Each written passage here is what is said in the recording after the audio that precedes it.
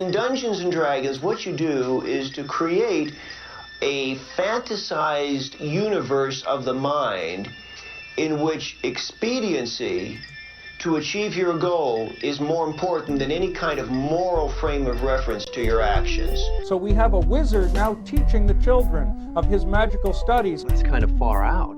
Mazes and monsters is a far-out game. Swords, poison, spells, battles, maiming, killing. Hey, it's all imagination. Is it? This is the Heroes Era.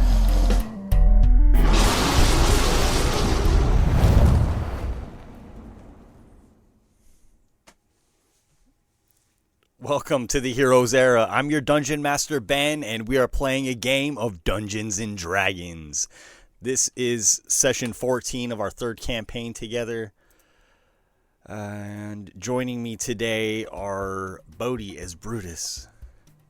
Big, lean, mean, brutish man named Brutus. A D6. Somebody has some background noise from their That was me that computer. spoke. Chris as Elias. Sorry, I got thrown off with Bodhi and stereo there. Just a good old druid boy out here having fun. All right, there we go. Nailed it still. Joel as No Nox. The orc with a song for you to sing along. And Jason as Kendall. The wizard keeping these guys alive. And tonight we are telling a story, but we do not yet know how it will go. The players, the dungeon master, the dice, all of these will have a hand in how the game unfolds. This is the Heroes Era.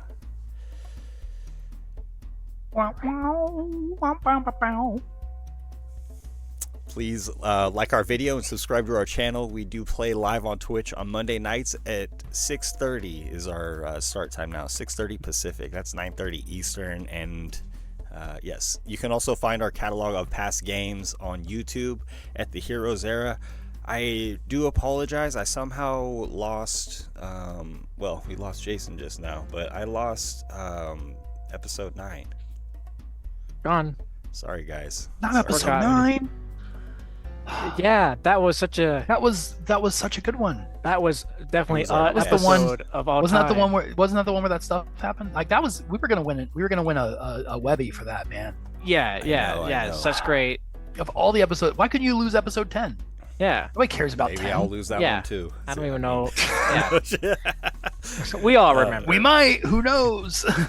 Yeah, I thought I had kept up on downloading them. Apparently, I did miss one, so my bad. Oh well.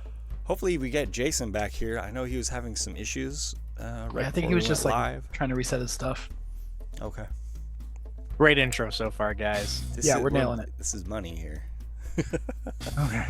This is the authentic experience. If you guys check out the world map, I'm updating it with new locations as we go. You should be on that page on Roll20. And so I made location 16, and I'm calling it First Junction. And that's where we left off last game, when you guys ran into a goblin ambush after leaving Planter's Farm. And you dispatched the goblins easily enough. There was an ogre with them as well that you defeated. And many of them tried to flee, but were mostly slain. And after that, you were visited by a friend from the past, or someone who was not a friend, but you guys seem to be on, have good relations with him and his crew now. Gosh, why am I blanking on the name again? I lost it last game too. That's Stewie. Thank you, Jason. Hey, And got back just in time. So perfect. So he agreed to let you keep the things that you had taken from the things they had gifted to the harpies on open hand pass, and in exchange for taking the loot of the goblins that they knew was nearby. So they somehow knew a little bit about these goblins who also shared the colors of Lady Rain.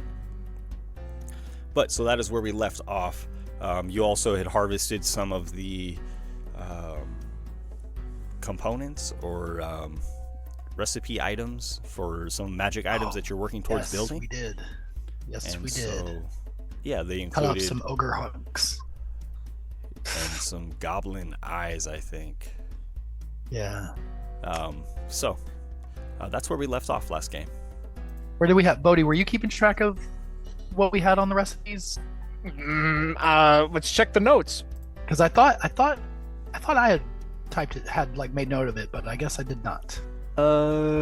Some goblin eyes got scooped, an ogre's hand cut off, and blood tapped from the limb. So eyes, hands, and blood. I've got some stuff on my my bio page on my character sheet, but I'll move it over to our party notes on what we have. That's what I'd say. I thought I'd put it on made note of it on my character sheet too, but it's not there. Thank you. Here, I'll move this over. Yeah, no problem, man. Can you guys hear me okay now? I threw from my other headset across the room. Yep, gotcha. We just see it shattered in the background. That'll fix it. Yeah, I'm sure it's all fixed now. Just so you guys know, each hex is half a mile, right? If I remember what you said correctly, Ben. Yes. By my count, it's a little hard to see with all the cobblestones and snow to see the borders of it. But by my count, we're like 26 or 28, give or take, squares. So that's 13 to 14 miles from the coast. Does that match up with what you calculated, Jason? I did. Close. I calculated the math. We're at 14.65 miles. Yeah. I couldn't see the hexes, Bodhi, so I figured out the how wide one hex was, and then did the feet, measured how many feet we are. He's probably got a better count than I do, but it largely matches up. So that sounds like you guys are. Yeah, you're on the that's same pretty much page what I there. got. Yeah. Close enough. Pretty much what I got. Yep. The average person could walk about 20 miles in a day, but it's not simple terrain, and we don't really know. We have an idea of where we're going. Yeah, and we might get accosted, of course. Yeah, assuming we don't that's run into anyone always else, a it'll be possibility. yeah.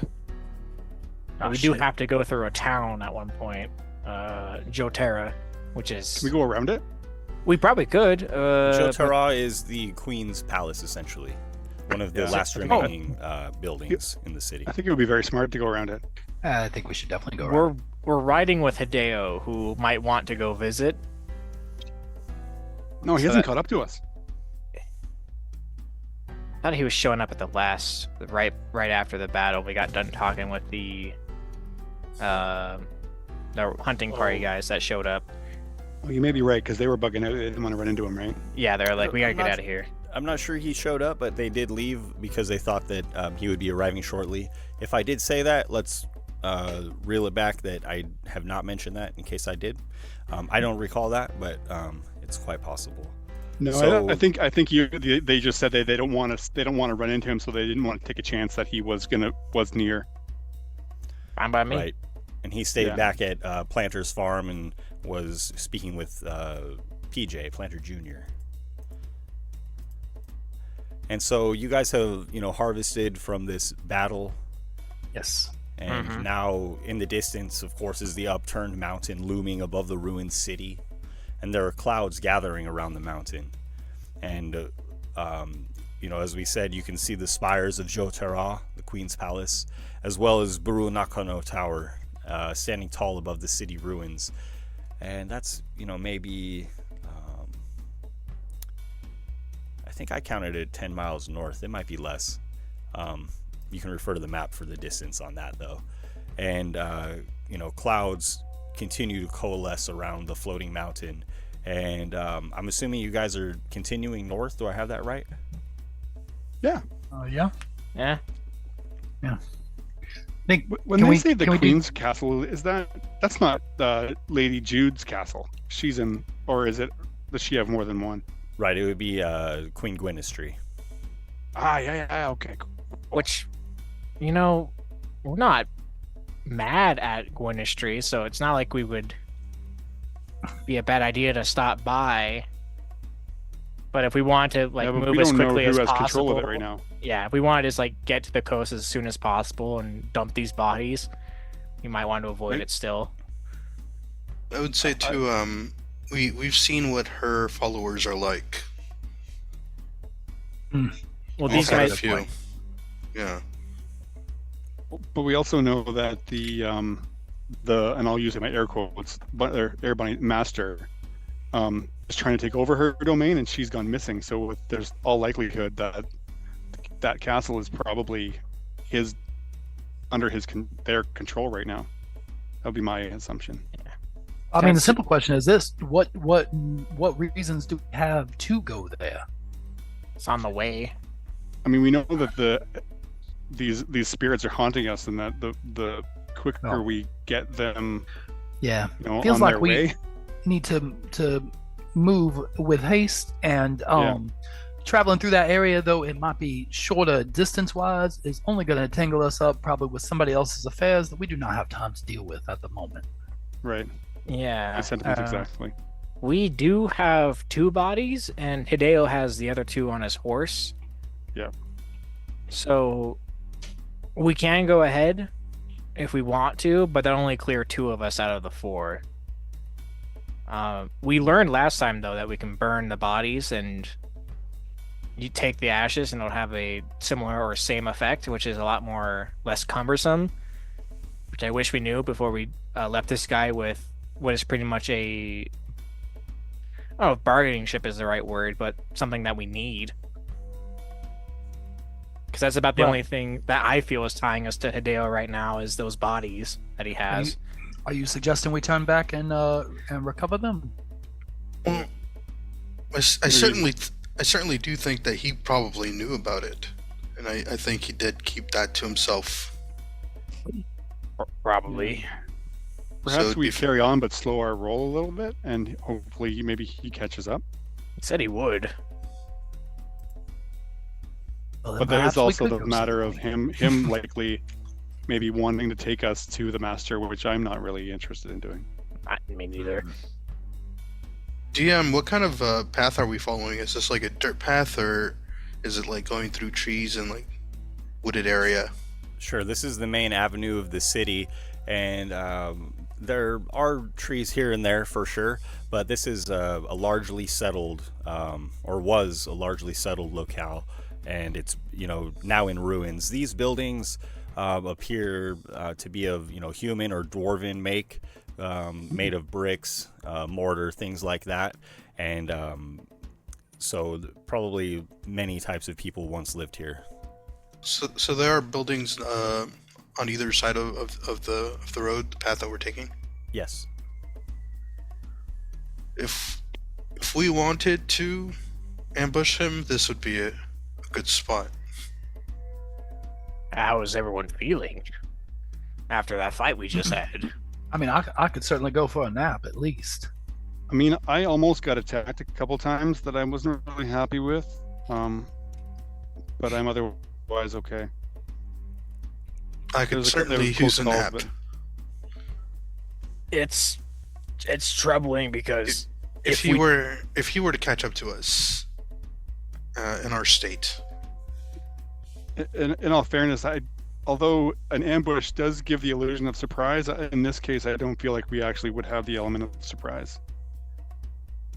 And as time goes on, I don't know about you guys, I did not sleep well last night. I think our condition is only going to get worse if we try and just keep resting to get back to full. And I'm not saying that we need to make camp. I just like a short nap. Yeah. Oh, well, a short I think little that'll rest. be fine. That's probably okay. Just want to catch my breath. I could do with that, yes. I could set a couple alarms just so we can know what's coming around. Mm-hmm. Yeah. I think we for sure sit down, take a breather, at the very least.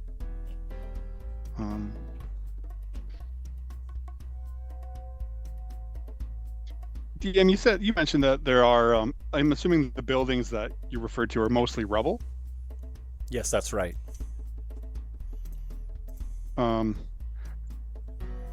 perhaps in our vicinity. I mean, there's a couple of things that I'm looking for. I wondered if I might be able to investigate the area for some stained glass.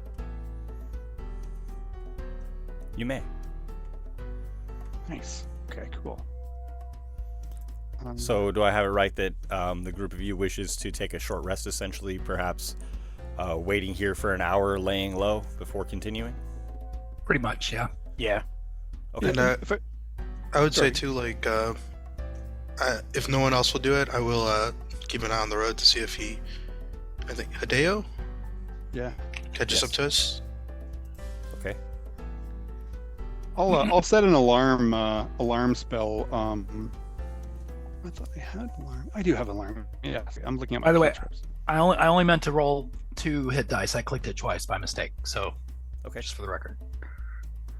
There's also Song of Rest if you need more. No, I mean that gets me close enough. Okay. So everyone, remember you have a Song of Rest, which is a 1d6. I'm maxed out at the moment. If you're gonna give it to me, I'll take it. Yeah, I'll take it too. My second wind comes back. Yippee! Yeah. Ooh, nice. Like I said, I almost got hit that one time. I don't like that. It's close. What do I get? Oh, Song of Rest. I thoroughly enjoy your Song of Rest. Thank you. And now I where you enjoy were it ambushed slightly more. is on an intersection from the path that went to Planter's Farm down the main thoroughfare, Open Hand Avenue. And Kendall, you said you had it in your mind to look around a bit for stained glass. Yeah. On this if intersection, possible. there are ruined buildings on each of the 4 corners. Right on. And about how far and wide will you venture in this pursuit? Good question. I probably would want to stay within, probably just in the vicinity, but maybe taking the bearings and maybe trying to see if there's an area. Maybe I can make a religion roll and trying to discern maybe if there's any buildings that look like they might have been a place of worship or a church, might maybe lead me in that direction. More of an educated investigation rather than just a frantic search. But I guess to answer your question, I wouldn't really want to venture more than maybe 60 or so feet from eyesight of the group that's resting. I see. Okay. I'll allow you a religion check to see if you can, notice any structures that might have been temples in the vicinity. Sure, cool.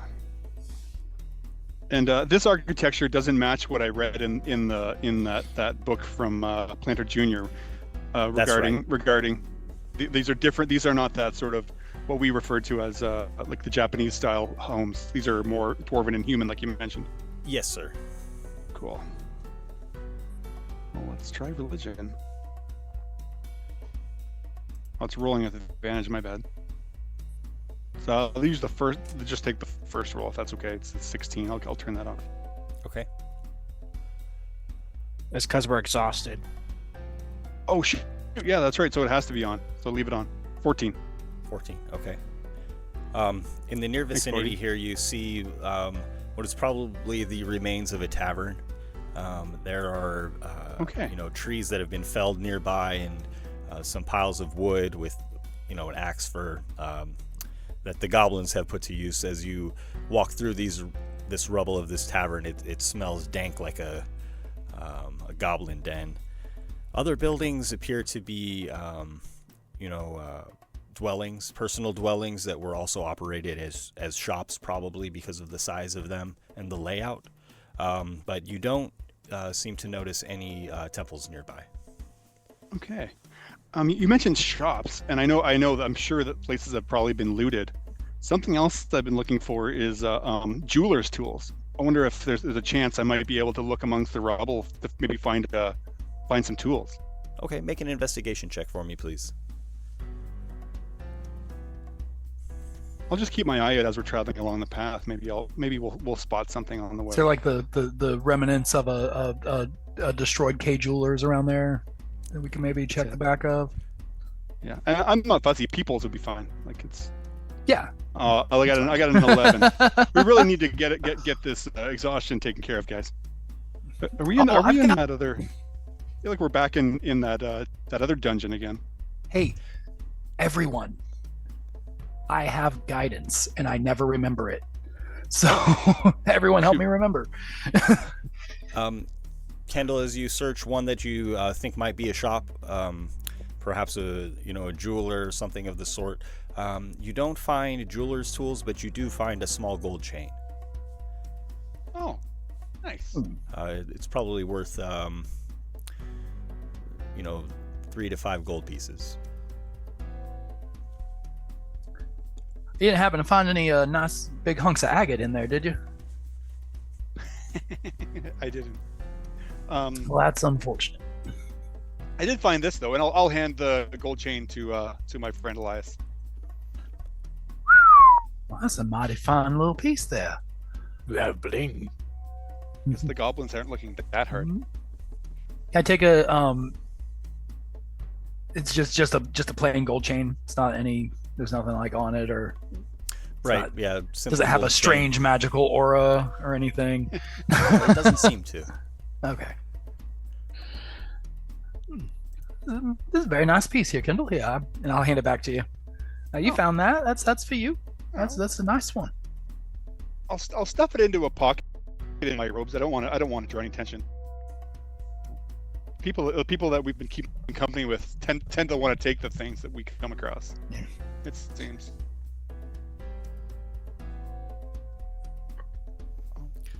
I would have the rest of you regain your strength to whatever extent. Anything else you wish to have endeavored during this short rest? Are there? I know you said it was like buildings and stuff on either side, and it's mostly destroyed. But are there any trees around? There are trees around, yes. Are any of them oak? Make a nature check for me, please. You're looking for a branch. We already have one. Oh yeah, I gotta do it with disadvantage. Sorry. Oh, shame. Damn. Wasted. Hey, yeah, bro. Wasted. Oh well. 17 still ain't bad. Sure.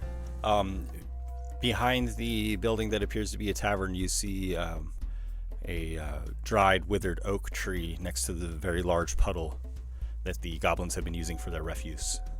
Oh, perfect. So I'm gonna go over to that tree and I'm gonna take my quarterstaff and just kind of hit at some of the bark and pull a handful of the oak bark off of there and tuck that away with our ingredients. Okay.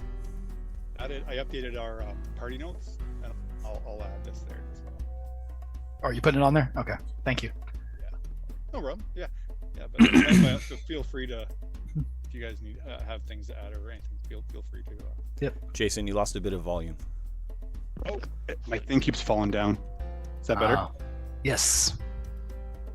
Sorry, guys. No worries. You're good. All right, Okay. and that's all. I don't think I'm just looking at our list here, and I don't think there's anything else we're gonna find. There's not a dead silver dragon laying around or anything, is there? Do you look in the murky puddle? Brutus, how about you, my friend? Brutus might. Brutus looks in this puddle, contemplating what they will do when Hideo comes in. I want to kill this man. Oh my God. He's an asshole. And I don't want to be attached to him any longer. Yeah, no, I mean you make some really fine points there. He is not a very pleasant person, to be honest. I'm sorry for saying it so cruelly. I'm sorry for being so mean, but he's not a very nice person. Wow. Word Pardon my language. Bag used. Would he fall under that criteria? Do they have those in this world? How about you, Nonox? Anything you wish to entertain? I wanna take a look and see if I can find an unbroken carriage or cart or something of that sort. Okay. I'm gonna give him guidance. Okay. I remember. Make an investigation check for me, please. I'm gonna need it. With a D4. All right. Investigation plus D4. Disadvantage. Oh. So Okay. let's see what this D4 does. It's a 15. All right. Okay, 15 is an important threshold. You don't find the carriage that you're looking for, but you do see tracks in the mud near the large puddle. They seem to, travel along this rather large puddle for a short distance before heading northwest and converging with Open Hand Avenue, heading north. Do these tracks look fresh? They do, yes. I'll let my friends know. Okay. They were here. We might have company. If you guys are well, I could set an alarm at the junction here, and we could continue traveling. I mean, at least it'll let us know once the if anyone crosses the. Yeah. I'm trying to say that the road coming our way. I like the idea. That's smart. We provide alarm in the chat, please. Oh yeah, sure I will. It'll take me about 10 minutes. I'm going to cast it as a ritual. Okay. Honestly, if I haven't done it already, I think Brutus is going to burn these bodies and turn them to ash and put them in separate jars. That's going to take a while. I had a The whole issue hour. that you- As I you think we attempt should- this, the issue that you encounter is that the bones don't seem to burn readily, and there's still quite a bit of liquid left within the corpses. So it makes them really nasty and mushy. And Make it harder to carry for you. Smell terrible now. I mean, I could crush them into balls, and it might be easier to carry then. Just get like a little satchel. I think we need I don't think hammers that or something. I don't think we're working in the right direction to appease these ghosts right now. Oh yeah, sorry. He looks up at the sky. Sorry, ghost. I'm not trying to disrespect you. I'm just trying to make it easy on me. So I don't think it's supposed to be easy. That's kind of part of the point of the penance. So are we just carrying like charred remains now, or what's the deal? I'm trying to light a fire. It's not working. The ghosts aren't letting me light them on fire. You might find a bit of canvas among the rubble to wrap these desecrated corpses in. Guess I could treat them with respect. Yeah. Can we look around and see if we can find a tarp or some Yes, you are able something? to. Okay. Yes. Ben's like, yes, we're not dealing with this. Yeah, you find it. It's fine.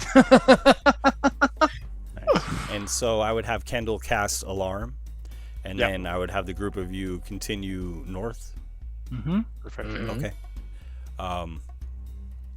And so you walk a short distance up Open Hand Avenue, and you hear a clicking sound from your left. You see a skeleton.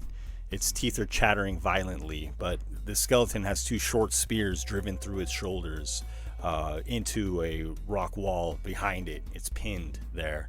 Its hands are cut off, and its arm stumps are just groping at the short spears, seemingly trying to grasp them, but it cannot. Hello. Can you knock? The skeleton head whips towards you violently,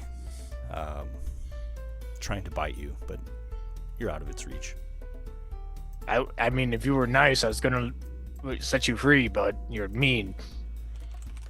That's some strength to drive it into stone. Yeah. So, there was an ogre here before. I wonder if he could have done it. Oh, it's a possibility, but the problem with the ogre is not so much the strength of it, but the delicacy, because those are very, very precisely placed objects into that creature. Ogres are a little bit more. They're more of like Smash. blunt object smash sort of styles. Yeah, that's a good point. I tear off a piece of bread and I put it in the skeleton's mouth. There you go. Bit of food for the road. As you do so, it tries to bite your fingers quickly. Make a dexterity saving throw, please. Not my strong suit. Well, the good news is it's a disadvantage, and I No. am not able to give you guidance on that one. No, it's okay. It's a Oh, dex. It's ability checks at this point in the game. But, Oh yeah, you said saving throw. That's right. I got a 1. It severs your pinky finger, and it falls through its open, gaping jaw, and your hand begins to bleed. Ow. And you'll take a d6 of damage.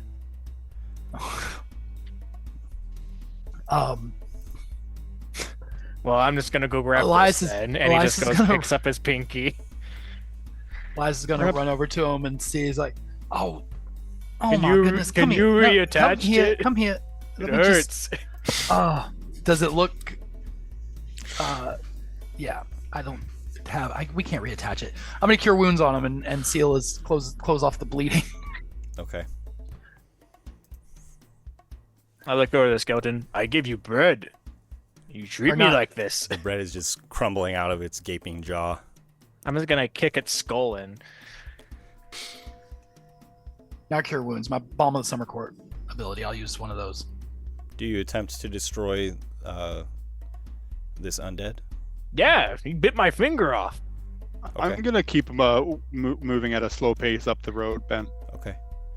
You can easily drive the unlife from this creature, and you realize that perhaps now you have another soul following you. All right. Well, I guess I'll just You- die then. You bring the skeleton with you, realizing this? Yeah, I get a bag and I just put all the bones in the bag. I go over and I try to pull the spear out of the stone, and as I tug at it and realize I'm not gonna be able to move that, I just hit the shoulder blade to shatter it off of it. My mother used to often say you should let sleeping dogs lie. I wonder if this is what she was getting at. I learned my lesson today, and I just wrap this thing up and I tie off the end. Let's make every possible effort to not fully murder anyone else moving forward. You know what, Brutus? I'll take the bones off your hands. Oh, you'll hold. Thank you. I already got I'll 2 take them. corpses. Thank you. Make sure you got all 206. Oh, that's gonna be a nightmare. The skeleton is held together by his sinewy tendons, and as you continue up Open Hand Avenue, That's so you much see worse. further skeletons, many of them shackled to large boulders or in like fashion driven into buildings, and in front of most of them there are hastily made signs, either driven into the ground or hung from the necks of the skeletons. Here is Grothko, thief. Here is Buenin, traitor, and the like. Oh, I thought they were gonna tell us not to kill the skeletons. I was gonna be upset. No, but it seems as though Don't kill the skeletons. whomever was out here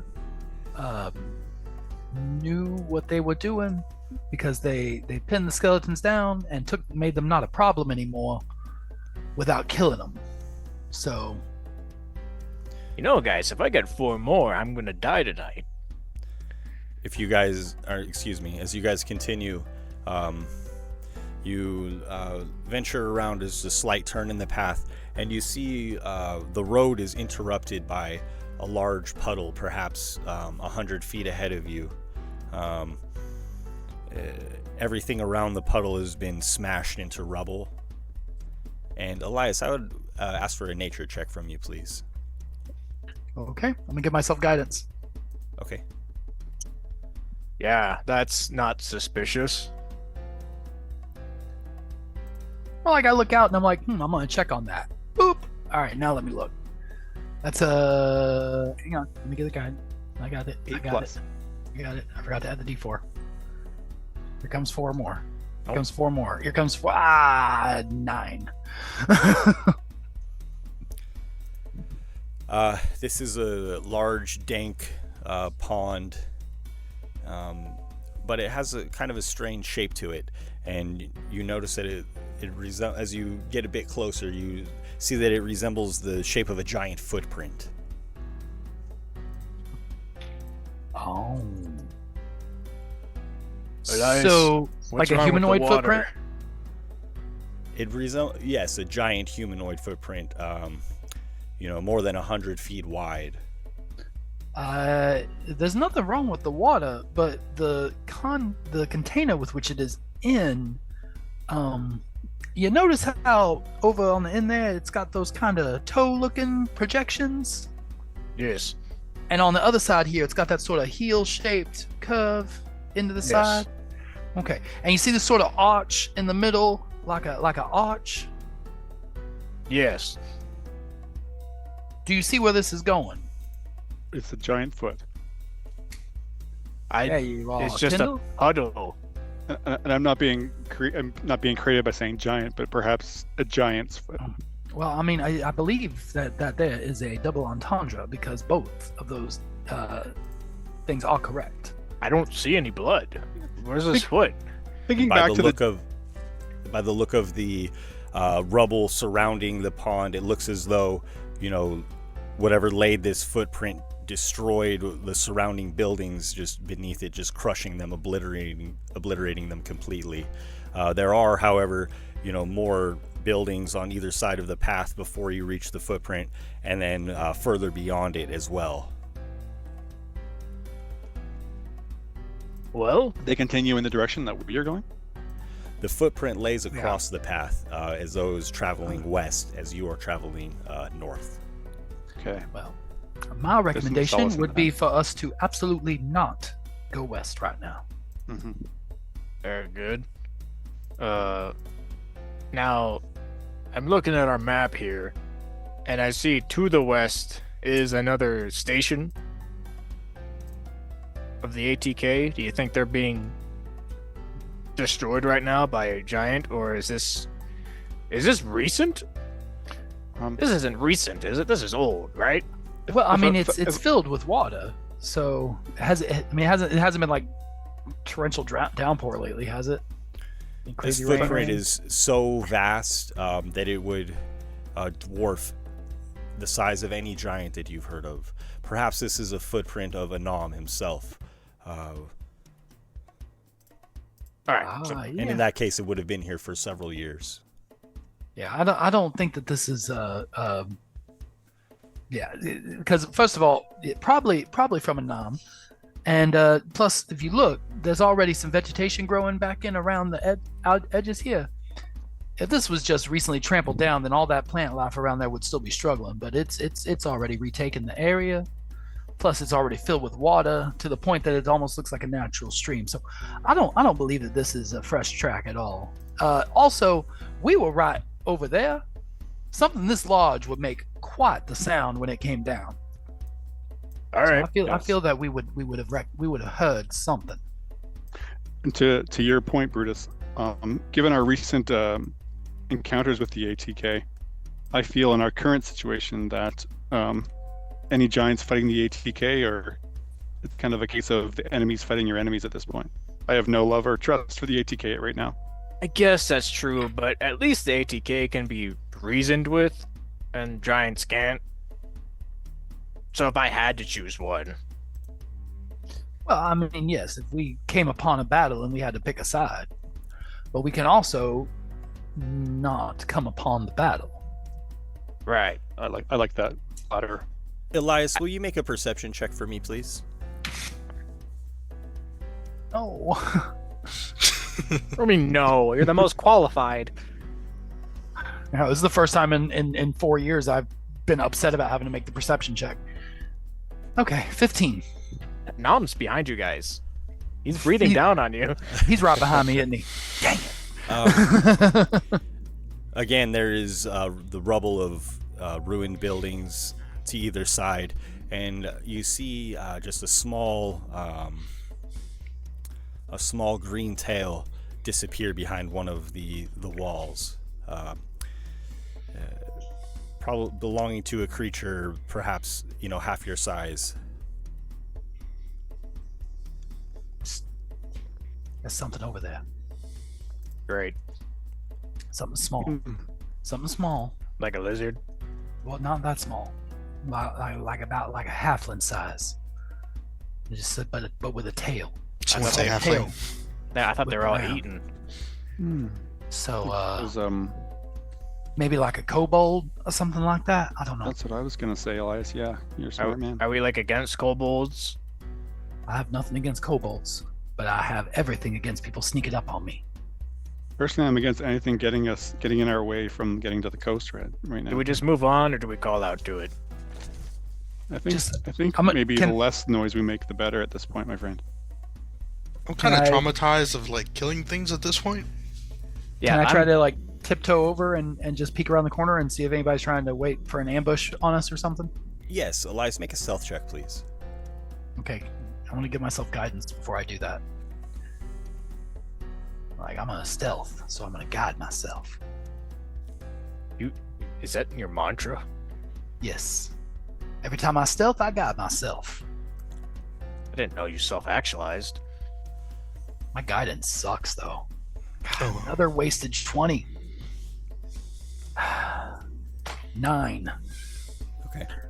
I go doing cartwheels down the alley to sneak down. So Elias moves to the right side of the path. There's a corner of a building still standing where he saw this. No, Nox, what do you do? I'm gonna take my my crossbow and get ready to attack. I'm gonna follow Elias, trying to be as stealthy as well. Okay, make a stealth check, please.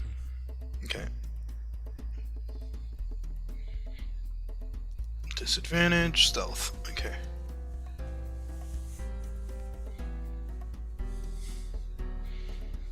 So that'll be a 9 as well. We're equally stealthy. Kick a small flat rock that goes skipping along the path and then skips along a smaller puddle near the rubble. Don't be Brutus, suspicious. Don't what do you be do? suspicious. It freaks me out, and I just like start scuttling faster. I summon my shadow. I'm gonna keep him within 10 feet of me. And seeing one of my friends do a cartwheel and the other one do a perfect rock skip, I'm gonna try and follow them in their footsteps and make a stealth check and see how bad I do. Okay. All of us are gathered up in the corner like, shut up. 6. I'm like walking like at a normal pace, and I'm thinking I'm going like heel to toe, thinking it's making me quiet, but my armor is still rattling, so it doesn't matter. Like, all right, here we go. And Kendall, what do you do? Hearing the noise that my friends are making, I quickly flip open my spellbook, conjuring a small pile of rubble on the pathway with my minor illusion, and I'm going to step in and just watch what they're doing. And I was just double checking. The minor illusion actually has no verbal component. It's just somatic and perfect and focus in that case. Thank you. That is good No information. Yeah, no, I thought I checked that before I was going to do it. 'Cause I didn't want to make any noise. I mean, more noise. Something similar to the rubble that's in our vicinity, as like, and then just kind of step behind it. I'm sorry, I'm having lag on my end here. When we first got exhaustion, did we save against it at all during the night, or did it just happen? Just happened. Oh, I was gonna say if it was a con save of some sort, I should shoulder the burden of any more kills that we have. So, yeah, I mean, I already got 2 on me. I mean, well, what's any more, you know? Kendall, you crouch in the rubble that you've created, hiding from sight. The other 3 of you just kind of bluster forward, and you Super come to sneaky. a short avenue with moldy cobblestones between the wreckage of 2 buildings, and you see a small lizard-shaped head duck around the corner. It's very near the large puddle now. Was he looking our way when he ducked? Yes, he looked right at you and then Made quickly eye moved his contact head with out. us. Do you think? Alright. Do y'all think he saw us? I just move forward. I I think keep my shadow 10 feet in front of me, and I'm just walking. Hello. I want to circle around the other way, to try to cut off his path. Okay. And I'm gonna start like I guess this would be a performance, but I want to start chanting to make it look like I'm casting a huge spell. Okay. Something dangerous, yeah. Would this be a performance check? Yes.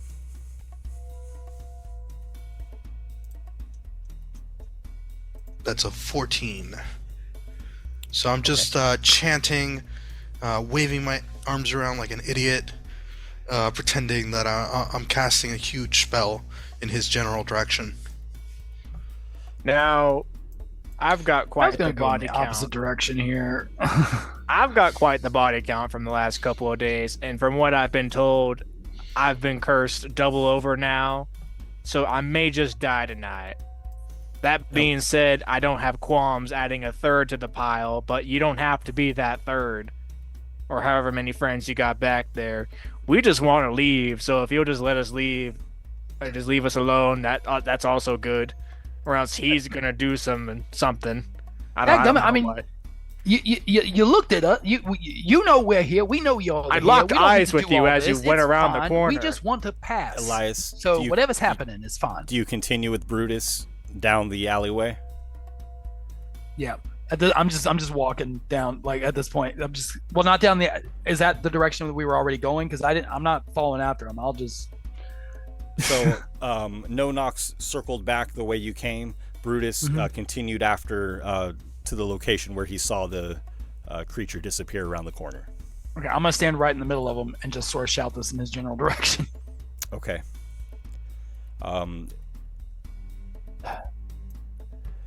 Ridiculous. We gotta keep doing this when we just already looked at each other. I don't have time for this. Brutus, No Nox, you circle around and you see a kobold, a small lizard-like creature about the size of a halfling, as Elias had said, and it is moving very carefully along the edge of this pond. Brutus, as you venture forward, you're about 15 feet from the edge of the footprint of a nom, and you see flying quickly over the footprint a kobold, winged, and you see its gaze fixed on a point in the pond directly in front of you as it does fly towards you. I have my shadow 10 feet in front of him, or yeah, I said he's 10 feet in front of me, so he would be at 5 feet from the pond. Okay. And I'm just sitting back a bit. I look at the one that's flying. I'm like, "Oh, hey, what's up?" Okay. The winged kobold flies furiously towards you, and it drops to the level of the water. And what first looked like a lily pad sitting there, it briefly with its feet thwops it, and continues flying, veering left sharply. And you see the head of a massive gator. Yeah, that's what I figured. Raise out of the water. It lunges forward and consumes your shadow. And at that point, everybody please roll initiative. Why can't people just be like nice? Is an initiative at disadvantage too, because it's an ability check? It's a skill check, yeah, so. Oh. Well, I still did pretty good. An 18. A 22 would have been better, but, I'm not going to split hairs.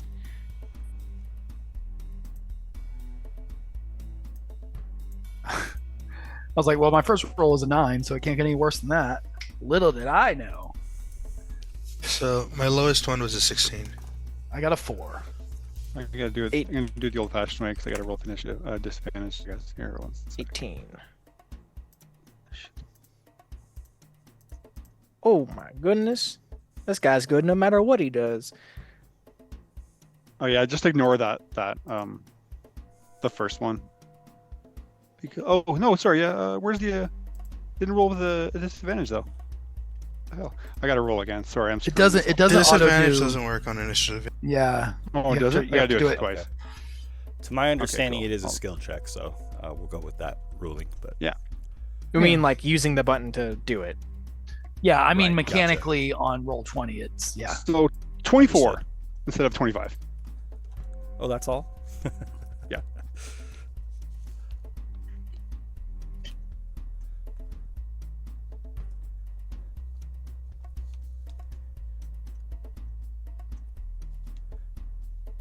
No, Knox, what was your initiative, please?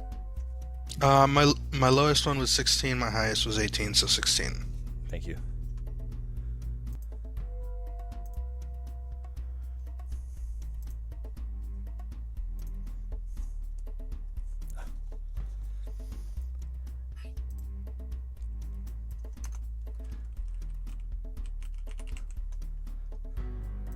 Giant croc, eh?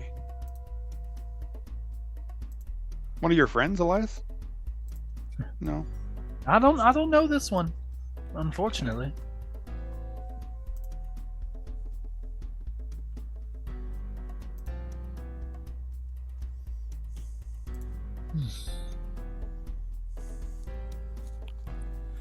Okay, and Kendall, you will act first. You heard a massive disturbance in the water, like a huge boulder, creating a splash, or just a massive figure moving through the water. If you can see it from where you are, Oh yeah, shoots right. then you can see it. I just gotta zoom out of the map a bit. Sorry, my bad. One sec No here. worries. Oh, it's that big circle, is it? Holy crap. I can... Yeah, you I can see the back see it and, kind of and tail big. of the croc as it Yeah. emerges.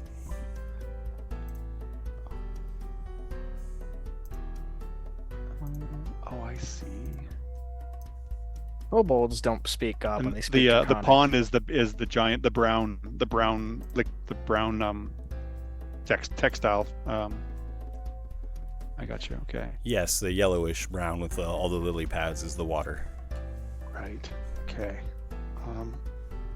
I will step up. Oops. Oh, I can move. Yeah. Cool.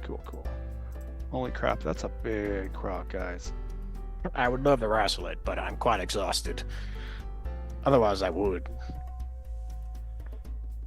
Ooh, we could do some good old croc wrestling. Heck yeah. Oh, you've done that too, Elias? Quite fun. From my vantage point, I feel like I don't want it to get to us too quickly.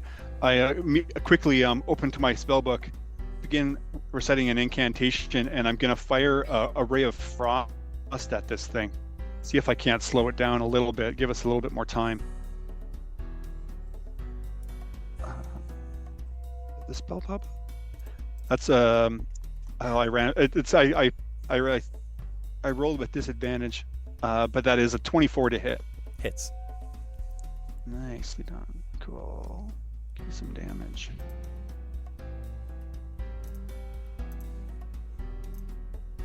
Is it four cold damage, Okay. and reduce its speed by 10 feet. Okay.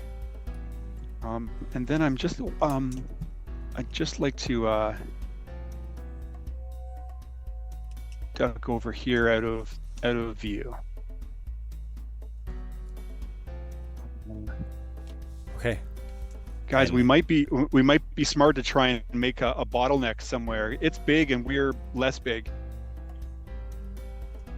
I wonder if we can kind of get ourselves into an advantageous spot where it might have a hard time getting towards us. And next is Brutus. These alleyways seem like they're too small for this gator. Also, you! And I point towards the kobold. Is he currently on the ground, or is he in the air? The one to your right is in the air. How far? 20 feet. Can maybe jump and get him. Oh well, we'll have to get him later. I'm gonna go ahead, freeze some of my shadow since he got crocodiled. I'm gonna put him right in front, like the good body shield he is. Then I am gonna move a good distance back, about 10 or 15 feet, directly behind. Oh, hey, what's up, lass? And I'm gonna have my shadow attack this crocodile. Only once, though. So I'm running low on such things. 13? The shadow is unable to penetrate the scales of the croc.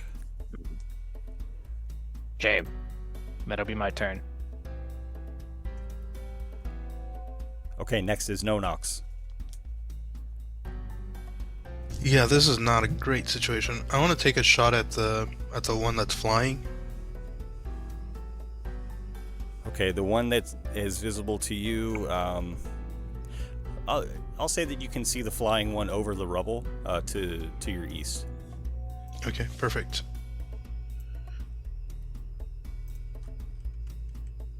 So this would be normal. Okay. Like crossbow shot. 17 hits. Awesome.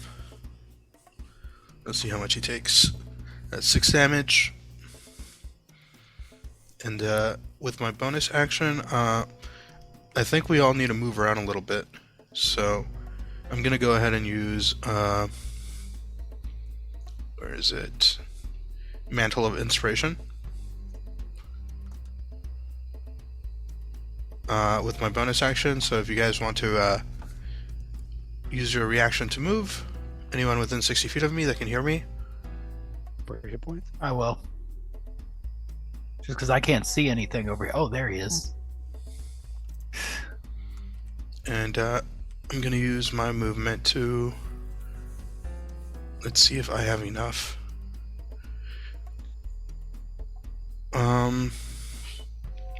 Ooh, this is tough. Let me see. The smaller ponds appear very shallow. The footprint of a nom, however, does seem a bit deeper. This is pretty far out. In that case, I want to move back this way. And then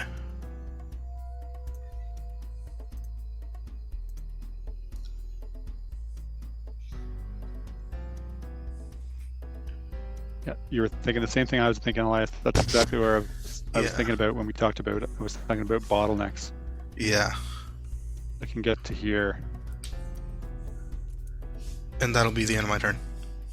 Maybe I don't want. I wouldn't want to stand in the water though. I might just stand right there for a moment.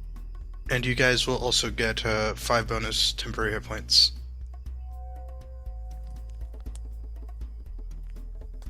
Cool. So don't forget to add those.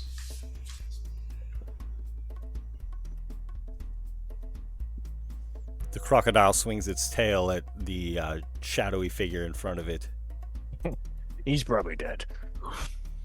10. He's alive. Then it tries to bite for a 21. He's gone. Wink. And the kobold was moving stealthily, so I am going to roll this check. We'll have an additional +2 to it. Ugh.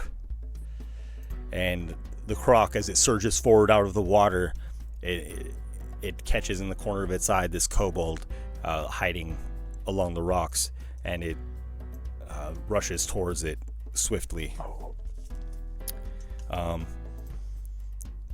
Elias, you're next. Okay. Elias is gonna take a couple steps up to right about here, where I can get a little bit better look on the big guy, and try a little bit of a different approach for him. And Elias is going to reach into his component pouch, grab a little pinch of powdered iron, run it between his hands, throw the dust in the air, and then collapse it into itself, and cast. And we're going to cast Reduce on the gator. Okay. So he will need to make I think it's a con save. Yeah.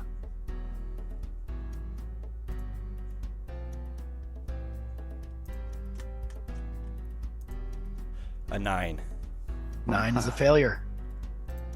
So he is reduced by 1 size category, and he has disadvantage on strength checks and saving throws, and his weapon attacks deal 1d4 less damage. Okay. And the massive crocodile shrinks somewhat. Still an imposing size, but yes, not as much so. Okay. And I'm gonna go. Let me use the rest of my movement. I'm gonna get right up next to this kobold right here, and then I'm going. This kobold is 20 feet in the air. I'm not gonna do anything. Okay. I'm gonna stay where I was. That's fine. Okay, and that will be my turn. Okay. The kobold that is face to face with the not as giant crocodile whimpers and tries to flee away from it. The crocodile snapping out at it. Oh. Ooh, that's good damage. Minus a d4 on his damage.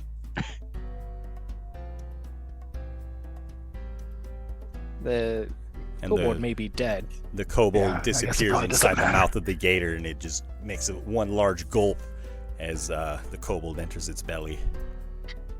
Wonder if the crocodile will get cursed. And as the one kobold flees, the one flying badly wounded, kind of favoring one wing, it begins to fly lopsided and flies away from the center of the battlefield here and goes lower in the air, disappearing amongst the rubble. And then on the far side of the pond, you see a number of kobolds emerge, and they run swiftly towards the puddle and dive into the water. That's crazy. You count 5 or 6 of them.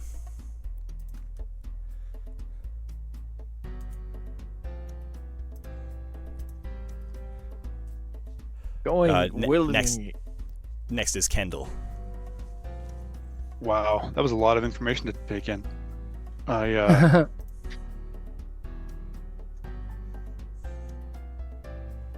noticing that the crocodile has been reduced in size. I step out, pull my spellbook open, and flip to. I flip to first time you ever see me change pages when I've opened my book. Change pages, and I'm just gonna shoot another ray of frost at it right now. Just kind of getting a lay of the land of what's going on. I'm a little confused. But nonetheless, fire another ray at this thing. At least so I can slow it down. Come on, hit him. 18 to hit. 18 will hit. Nice. Okay. For 8 cold damage. And his speed is reduced by 10 feet again. Okay. Then with a bonus action, I flip back with my spellbook, and I believe it. Oh, I may be wrong. Let me double check. I may be wrong. I may not be able to do what I was thinking. If it's a cantrip and a spell, it's good. Yeah, no, I can't do it. I can't do it this turn. My bad. I'll hold that there, and I'm just going to step back back to where I was, avoiding the water. Okay. That's what I was thinking, Bodhi. But what I wanted to do it's a full round to cast. And you're in kind of the empty doorway of this ruined building here. Right. Okay. After Kendall is Brutus. All right. Come on back. You're not dead yet. Summon the shadow. 15 feet away. It's gonna move up 1. I'm gonna move to get vision on this crocodile. And we're gonna have him get right up in his business, and I'm gonna have the shadow just stab at it once again. It's like, all right, don't go for the leg, go for the head. 21. 4. Yeah, there you go. 9 slashing. All right, now you go die of a noble sacrifice, and I'm gonna move 5 feet back. Good luck. And that'll be my turn. After Brutus is No Nox. And you're in the same ruined building as Kendall, removed from the croc. Yeah, I want to take a little peek outside to see what's going on, because from here I can't see anything. Okay. So I'm going to move 2 and 3, 4. And I have vision from here on the croc. let's see. How far is he from me? About 60 feet. I do have vision on him from here, right? Right, Ben? I have line of sight? Okay. I'll shoot another shot. See how he likes that. Actually, do I have vision on... I don't. I don't have vision on any of my other friends, so... Yeah, this is the only thing I can do. I'll take another shot at him. Okay. That'll be...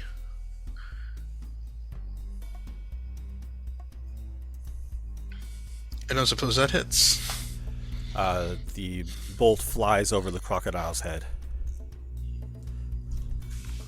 That's all I can do, so I'll sneak back in, and that'll be the end of my turn. Okay. And kind of bewildered as this shadowy figure again appears in front of it, the crocodile snaps its jaws menacingly. Dust. Yeah. And recalling the location of its former prey, What up, Gator? the crocodile he's large rushes enough to down fit the in here now. alleyway, small enough to fit between the buildings unimpeded. And looking at the two of you, it gauges which one is smaller, and that is Elias. The croc... Drop concentration. I'm sorry? As soon as he gets in the alleyway, I drop concentration. Okay, now he is takes up the girth of this hallway. You can squeeze down to one size below you, but as he tries to use his tail to attack, it proves much more difficult because of the size of the crocodile. However, he's still able to, kind of pivot and wrap his tail around, but I'm going to give this attack disadvantage against Elias. I'll take it. He's much bigger. 24. And please make a strength saving throw. Sure, why not? I'm so good at those. Not a disadvantage. This is not a disadvantage, right? But not a disadvantage. Dirty 20. Dirty 20. Okay. And the tail smacks into you. You'll take 8 damage, but you're able to keep your footing. Okay. And Elias, you're next. Hey. Elias, I can move you if you need. Just do whatever you gotta do now. Oh, no, that's all right. I got it. And poof. Elias disappears. I'm scared. And I need a, I think it's a wisdom saving throw. I'm in winter. A 2. Oh, I'm sorry. That's Brutus. He's dead. A 14. No, not Brutus. Brutus is fine. It's only one creature I can pick. 14 saves. Okay. Oh, I'm fine. He's alive. Anyway. Hang on. My map's going crazy. Okay.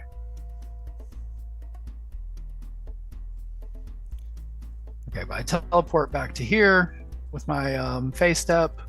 Okay. For my bonus, that's my bonus action. And then I'm going to... I should have done that. Oh, well. All right, I'll just use a magic stone. I'm going to throw it, charge up and throw a magic stone at him. Sure, there's plenty of rocks on the ground I can scoop up. Little pebbles. Absolutely. All right.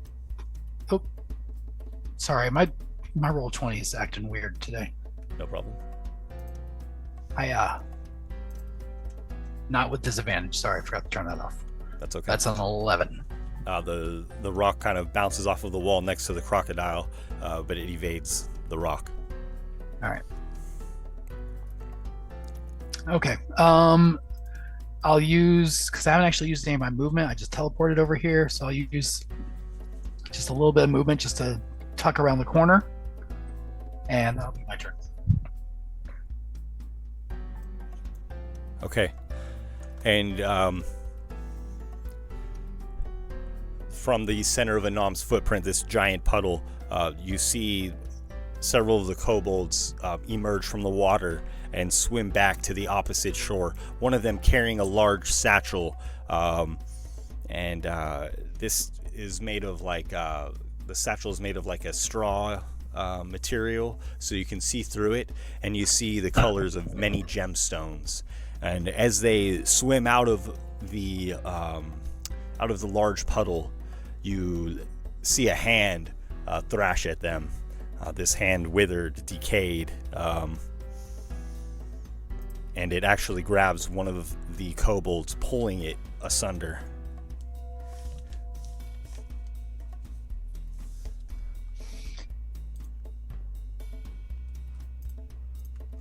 And I will pull these kobolds onto the map, and Kendall, it is your turn.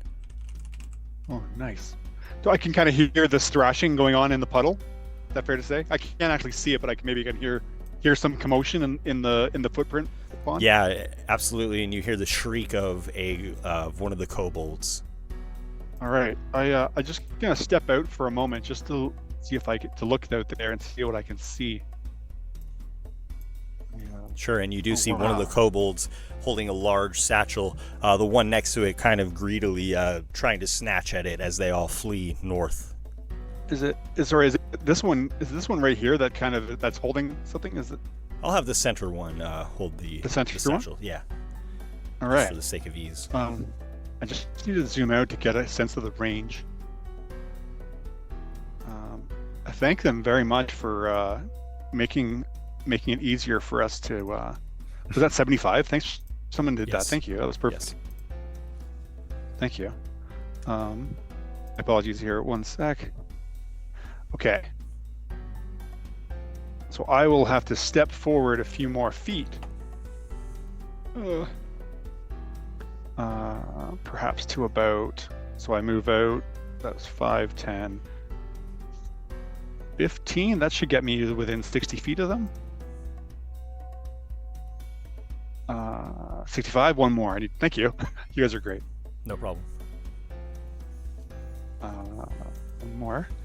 And then I whip open my spellbook and begin reciting some words and incantations. And this, you see a familiar sight as strings of webbing and silk flow across the pond towards where these kobolds are, amassing in a 5-foot high mass, 20 feet wide cube of webbing.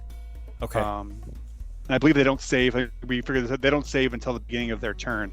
That's right. We figured that out, right? Yeah. But I will kind of I'm going to try and center it around this parcel that we found that they've brought out for us. Sure. Just a bit. Sorry, there. Yeah, that's fine. Perfect. Yeah, and then I'll just retreat slightly back down towards where Nonox was.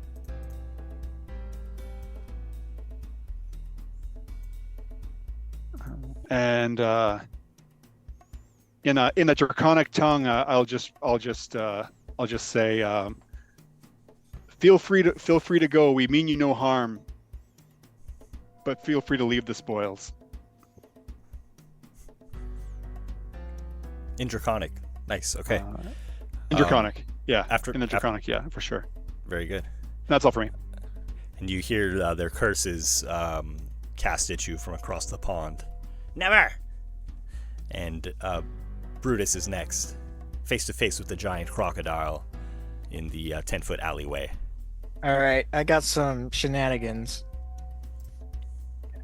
A lot of shenanigans. Yes, too, I'm next to this gator, and while he may be kind of plugging up the hole and maybe attacking at disadvantage, I still don't want to chance it.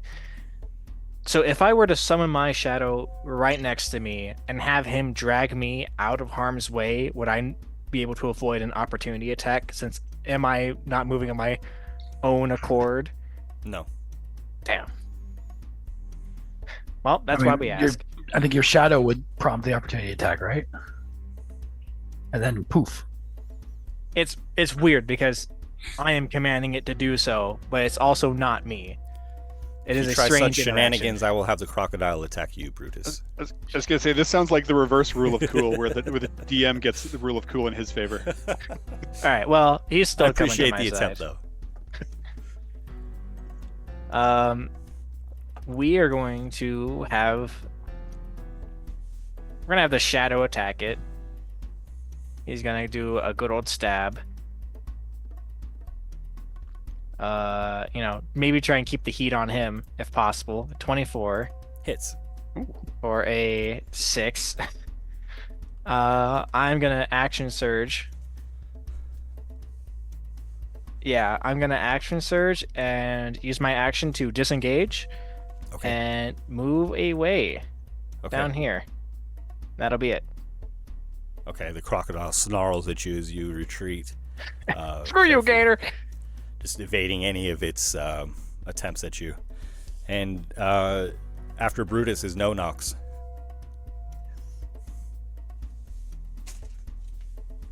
I still don't see my friends, so I'm gonna move out of here. I feel pretty safe in doing so.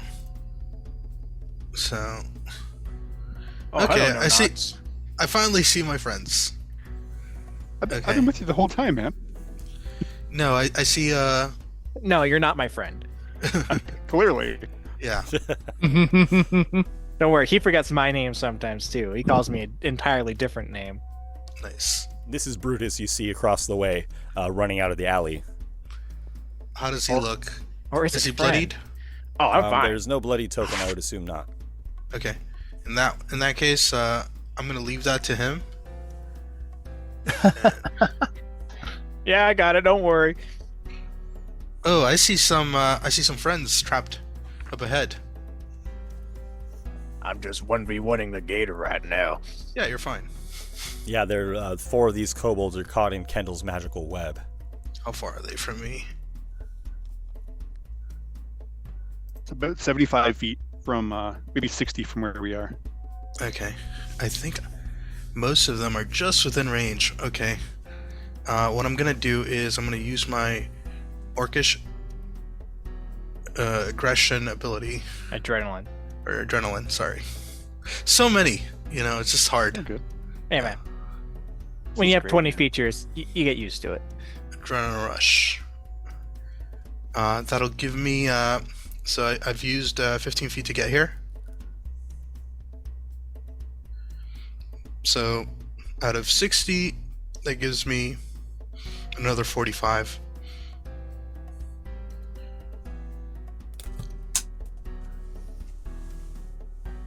I'm trying to figure out which one. So that gets me there, just out of reach. And this large puddle appears deep and murky, so you may have trouble moving through it at full speed. You'll either have to swim or move at half speed. Let's see. I can move this way then to try to cut that off as much as possible. You go for it.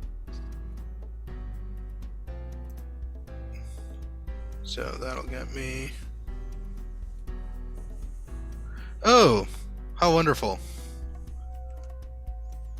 Yeah, as you round the corner of the building, you see the giant crocodile right next to you as you reach your location.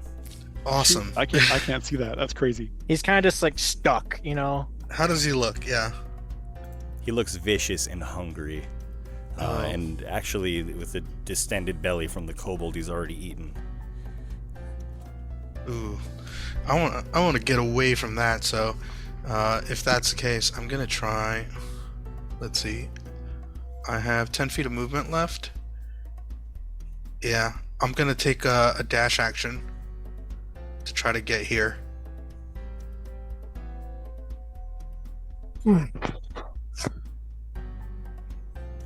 And as I've taken that running head start, I want to see if I can use my acrobatics to try to jump across this, at least as far as that'll get me. Okay, a long jump will be athletics, I believe. And Okay. I think you jump a number of feet equal to your check. Am I doing that right off the top of my head? I believe so. Jump calculator. But the distance is based on your strength, I believe. Yes, it is. The I know that distance much, you at can least. jump. Yeah. Does anyone know the calculation? Well, what's your strength score? Let's talk about something else. Okay, you can jump. Oh gosh. Here's the one. Jumping, long jump. When you make a long jump, you cover a number of feet up to your strength score. If you move at least 10 feet on foot immediately before the jump, when you make a standing long jump, you can only leave half that distance. Thank you. And that's not modifier, that's score. That's the score. Yeah. Score, yeah.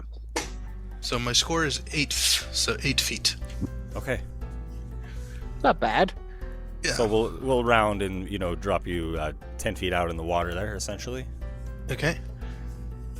And as you plummet in, you begin to sink. Your armor filling with murky, dank water. Gross. And I'm gonna go ahead and so that uses all of my movement.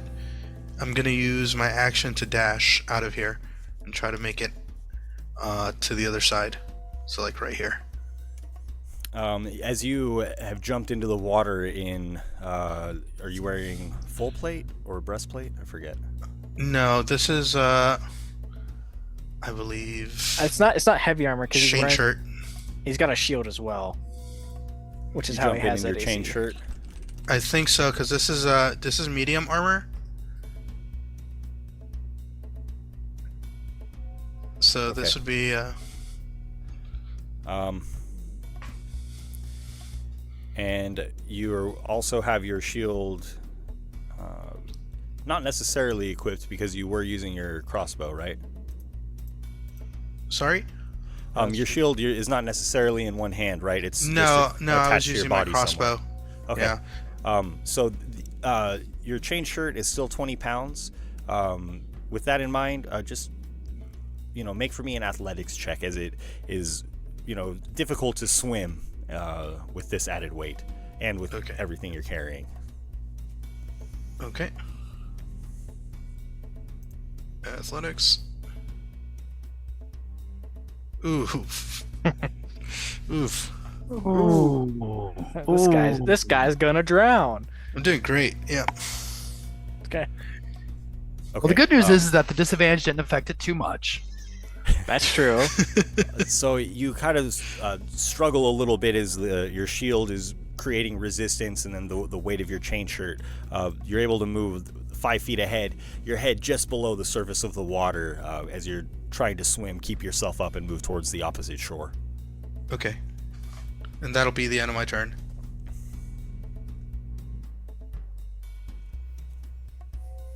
Okay. Interesting.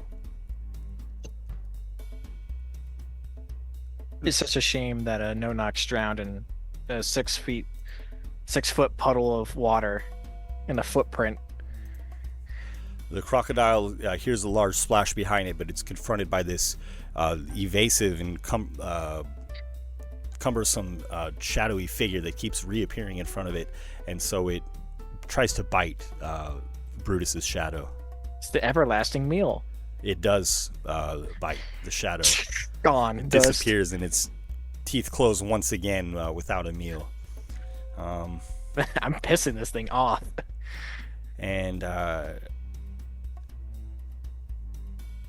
it just, with its passive perception, it kind of like looks about quickly before deciding what to do. It doesn't see Nonox because Nonox is submerged beneath the water, and so the crocodile squeezes through this hallway, approaching Brutus. Oh, you are making it. And with disadvantage, it whips its tail at you. I just picture the mechanic of this tail whip requiring a little bit of, maneuvering, but within the confines of this hallway, it's having trouble. But a 26 will hit, no doubt. Unless this thing rolls a 9 or below, it's gonna hit me. So it is bad. So you take 11 bludgeoning damage. And please make a strength saving throw. All right. Well, we'll do that now while I calculate damage. Okay, and you're knocked prone by the giant croc. Uh-oh. And then next is Elias. Okay.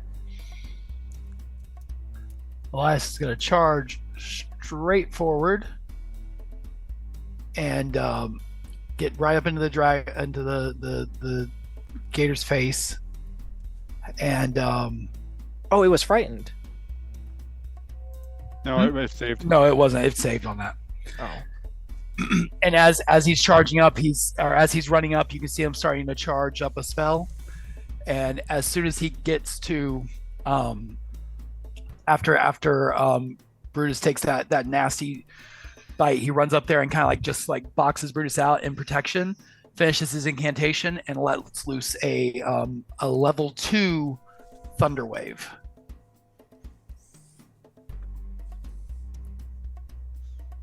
So let me do that. Oh, wrong one. Oh no, right one. Sorry. You got it. This is not disadvantage. My mistake. 14. 14. That's the DC, so it just saves. Yeah. Okay. But he still takes half damage, so 7 halved. So 4 points. I forget if we round up or down, but 3. there you go. 3. Okay. Okay. Well, that was a good use of a second level spell slot. Cool. And then we're gonna try this again. I'm gonna bonus action Misty Step. Except I'm gonna do it the other way. So 5, 10, 25, 30. Not Misty Step, Face Step. So another Wisdom saving throw. Hello, Elias. Oh, bye, Elias. Okay.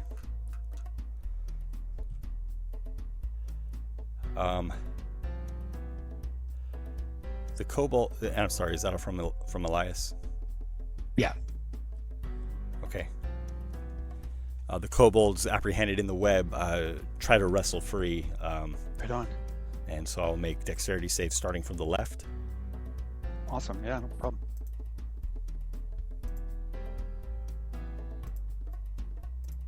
Wow. Look at these kobolds go. Holy 20, crow. 20, 20.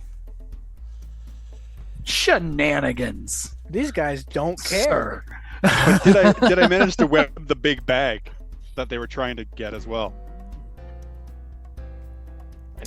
I'm going to have it as a carried item, so I would not have the spell affect it. Crap! You literally rolled 20s for everybody. That's you missed what I'm the- saying. Shenanigans. Don't worry, guys. It took him away from the crocodile. That's going to eat me when I'm on the ground. And the kobolds scurry forth. Oh, into the it's ruins. to move through. It's also a difficult terrain, so it's half movement through the web as well. Thank you. Just for semantics. No, thank you. I appreciate that. No problem. So they'll basically, get to the edge of the webs here, and then continue. As they're freed from it, continue sprinting. Ooh, Right I on. need to go the other way though. Okay. Did the crocodile save? From the face step? Oh yeah, you never did the wisdom save on that. Thank you. I kind of need to know because it's very important from. Oh, 20. stop, Crocodile Ben! seems unfazed. Stop rolling 20s. The kobold that is free of the web, pulls its sling quickly, readying a rock and firing it into the water at no knocks. I'm gonna have this at disadvantage because it needs to hit the top part of no knocks. Otherwise, when it hits the water, it's gonna decrease in velocity very rapidly. So I'll just make 2 attacks, taking the lower. Oh, it's automatically rolling. My mistake. So a 13 to hit you, no knocks. No. Okay. And no knocks.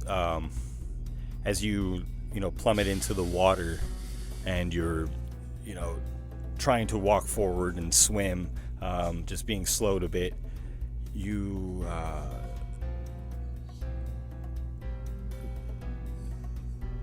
see just like a cloud of murky water erupt, even danker than the rest of the pond, to your left, and something slams into you. Oh no. Yeah, that'll do it. And you just see a decrepit hand with the flesh hanging off of it, decaying as the arm of this zombie slams into you. You take 10 bludgeoning damage. Okay. See everything now. And this zombie is also submerged, as in the same way that Nonox is, just below the water. And next is Kendall. All right. Can I see which of the kobolds is carrying that big sack of gems? Yeah, the one Ben? that the arrow's on right now. Second the second from the left, or the second from the right? Yes. Awesome. Okay. I'm sorry, guys. Money. I'm gonna step up. I'm just gonna step just on into the shore, into the water. I'm assuming it, hoping that it's not a dead drop from right off the shoreline. It is a very steep descent because this indentation was made by the weight of the giant, so there's not a big slope from the bottom of its feet, but it does taper at a slight angle. So give me a dexterity save to see if you're able to, maintain your footing there without kind of, slipping into the murky water. Okay. Yeah, typically that would make perfect sense, except for the way in which this puddle was made. Okay, you're able to brace yourself on the steep descent of this shoreline. Okay, so I step up just to where, just to the edge there. I whip my spellbook open and begin reciting an incantation. And this portal sort of materializes right below that the kobold that's carrying the satchel. And I need him to make I believe it's a con save. Constitution saving, so DC 14. And a 0. Yes. So that'll do it. This portal opens up below this kobold, and he winks out of view with hoping with the satchel that he's carrying. Absolutely. And I'm going to have him pop up right around here. Actually, you know what I'm gonna do? Yeah, I'm gonna have him pop up like in the corridor down. If I put my blue, well, it has to be in my line of sight, so I'll put him like right about here, where yeah. Okay, so he emerges in the streets behind you. Yeah, and then I'm just gonna step out. I think I have 5 feet of movement left. I'm just gonna step out of the water. Okay, very good. And that'll be all for me. Excuse me. Kendall, after you is Brutus. Brutus, use half his movement. Stand up. Oh, what is happening? Sees a kobold appear behind him. What? Is going to bonus action summon his shadow yet again. He's gonna have him appear right by yeah, he's gonna have him show up right there. Brutus is going to move a little bit. Shadow's gonna move the same. Brutus is gonna move back and hopefully not get eaten alive by this crocodile. The crocodile tries to whip its tail at you as you retreat. Or actually, you didn't move far enough for a tail whip. It will need to try to bite you. Oh, it's a shame because that first one would have hit. Oh, we're 17. Good. Like I said, this thing is a coin flip if it hits me or not with anything. So that's good. That went to plan. Brutus is going to see this kobold and is going to try and just thin out people that are trying to kill him at the moment. Is going to slash at him with his halberd. Brutus himself. Yeah, you sick this kobold on the dog, and the dog is going to eat it. A 19 hits. for 7. Okay. And then using Unleash Incarnation, the shadow from where it's sitting is going to attack him as well for even higher. Hits. Ooh. For another 8 slashing. Okay. And Bruce just looks at this guy just appear from him. It's like, oh! After running up on him, have a shadow hit him as well, and he looks worryingly back at the crocodile that is trying to get at him. I hope he stays there, and that's going to end his turn. Okay. And the kobold has appeared behind you with this large sack of gems. Next is Elias on the shore of the Anam's footprint. Quick question. So after I teleported over there and then I saw that kobold shooting into the water, am I able to tell that Nonox is slowly drowning, or did I not see any of that? Oh, I think you saw Nonox. Because I was on the other side of the gator when he initially went into the water. I'm sorry. Did I just go from Brutus to Elias? Mm-hmm. Yes. I Yes. apologize. I skipped Nonox in the croc. So I'm sorry. Next is Nonox. No worries. All right. I guess my next step would be trying to get out of this water still. Okay. Would that be another athletics? Yes, please. Okay. Just out of curiosity, Ben. This zombie does not appear to be hampered by the water the same way I am, right? It is, essentially moving as though swimming through the water. It does not have any gear or anything hindering it in that way. Right. Okay.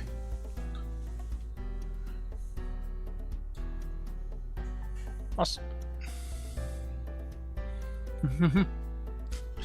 That's a little better. You're able to move at half speed through the water, and then when you get to the shore, whatever movement you have remaining, or as you wish. Okay. So I'll move this way. And then, so that would be 10 feet. And I'm assuming this would be another 10. Yes. So I have 10 feet left. I'll take another shot at the croc, trying to draw its attention away from my friends. Okay. So let's see how you like that, buddy.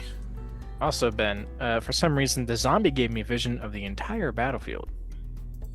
Oh. From what it can see. And I can also see its health. Friend of yours? I guess. That's very strange. Somebody I knew, I suppose. You've got Jerry? on Roll20 apparently. I haven't seen that guy in years. No wonder. He's dead in a footprint. I'll try to delete it and pull a new one out.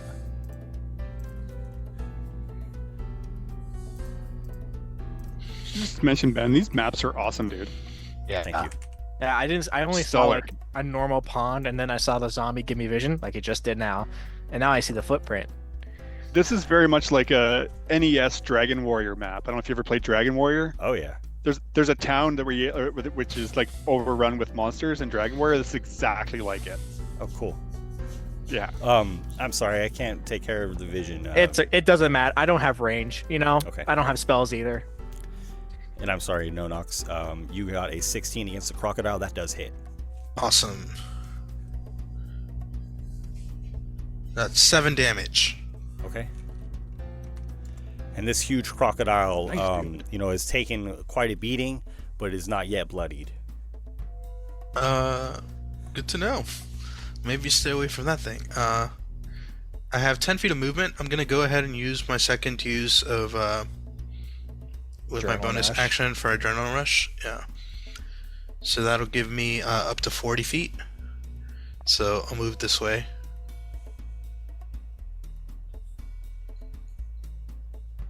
That's 20 feet.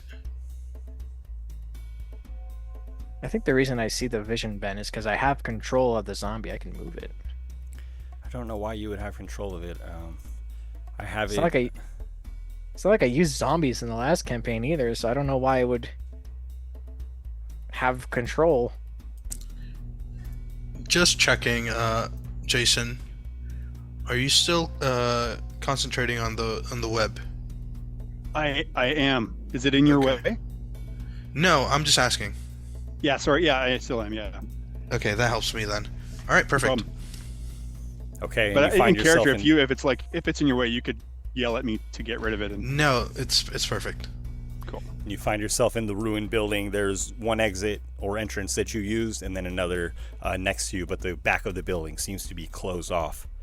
Of course, there's not really ceilings or roofs to speak of on these ruined buildings. Okay, and the crocodile there in the hallway, confronted again by this evasive, shadowy snack. I should start tossing like meat into the shadow so it has a reason. He thinks that's a giant piece of licorice, guys. It turns away in frustration as it has surely bitten this thing a number of times and has not found purchase, and like 4 now. Moves back towards Elias, trying to bite you. 13 to hit Elias. Miss. And it whips its tail around violently. This will be at disadvantage as it's still in the confines of this hall. Oh, a 9. Miss. Okay. And then Elias, that brings us to you. Okay. As he charges right up into my face, we're going to go with another Thunder Wave. This time just a level 1, so another con save.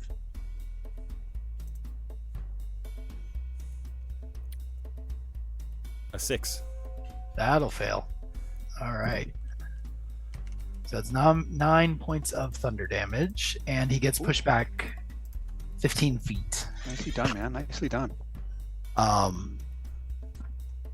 And then right back where he wins. And right the back where he begins started. to bleed profusely. Good. And then, yeah, that's it. I'm gonna, I'll stay right there.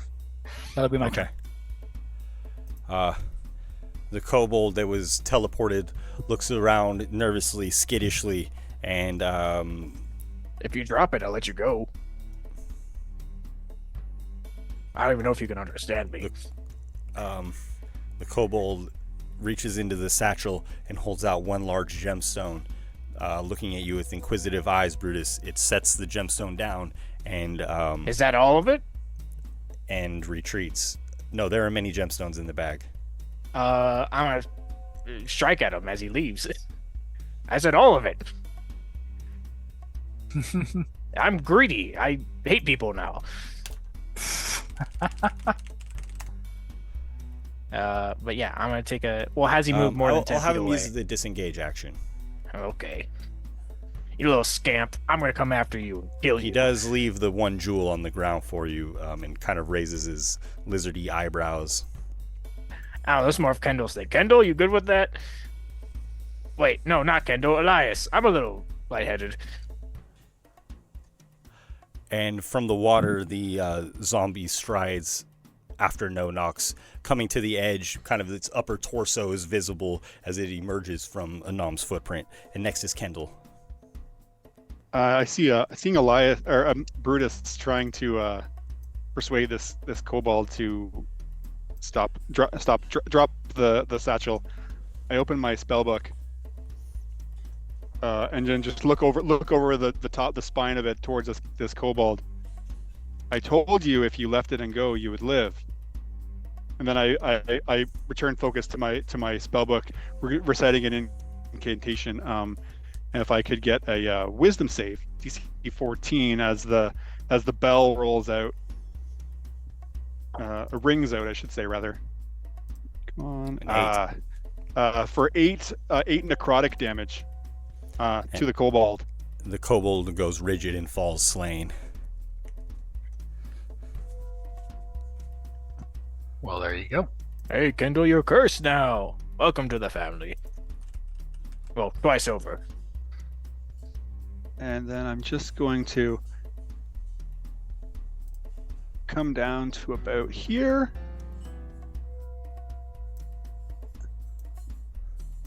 And do you mind if you make him do death saves, Ben? with the kobold. Okay. Just for semantics' sake. Okay. I'm just gonna get up against the wall here, and that'll be my turn. After Kendall is Brutus. I mean, if you feed the kobold to the gator killed him, technically. You know, it wouldn't have been us. As he says that, he's just going to have his shadow just slice into the snout of this thing, trying to make it angry and more upset at him. Okay. Ooh, I don't think that's going to... 15? Hits. Oh, there we go. 5 slashing, minimum damage. The crocodile roars in pain. Yeah, that's right. Just have to take a step back. Nicely done, my friends. That'll be it. Okay, next is No Nox. Oh, Ben. Alright, let's see. I want to peek out just to see what I got in front of me on this side. Okay. The webs are up to your shoulders as there's this 5-foot plate of webs 20 feet wide in front of you. You see the zombie emerging from the pond. Alright, You using it as a block between you, Nonox? Huh? Web? You using the web to like block between you? Yeah, I want to stay away from that zombie. I can't see you, but that's brilliant, man. Brilliant. Alright, Yeah. I think I have vision on the croc from here, do I? Yes. Okay, I'm gonna take another shot at him.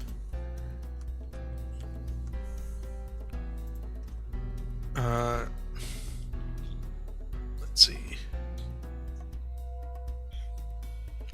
Will a 13 hit? A miss. Alright. All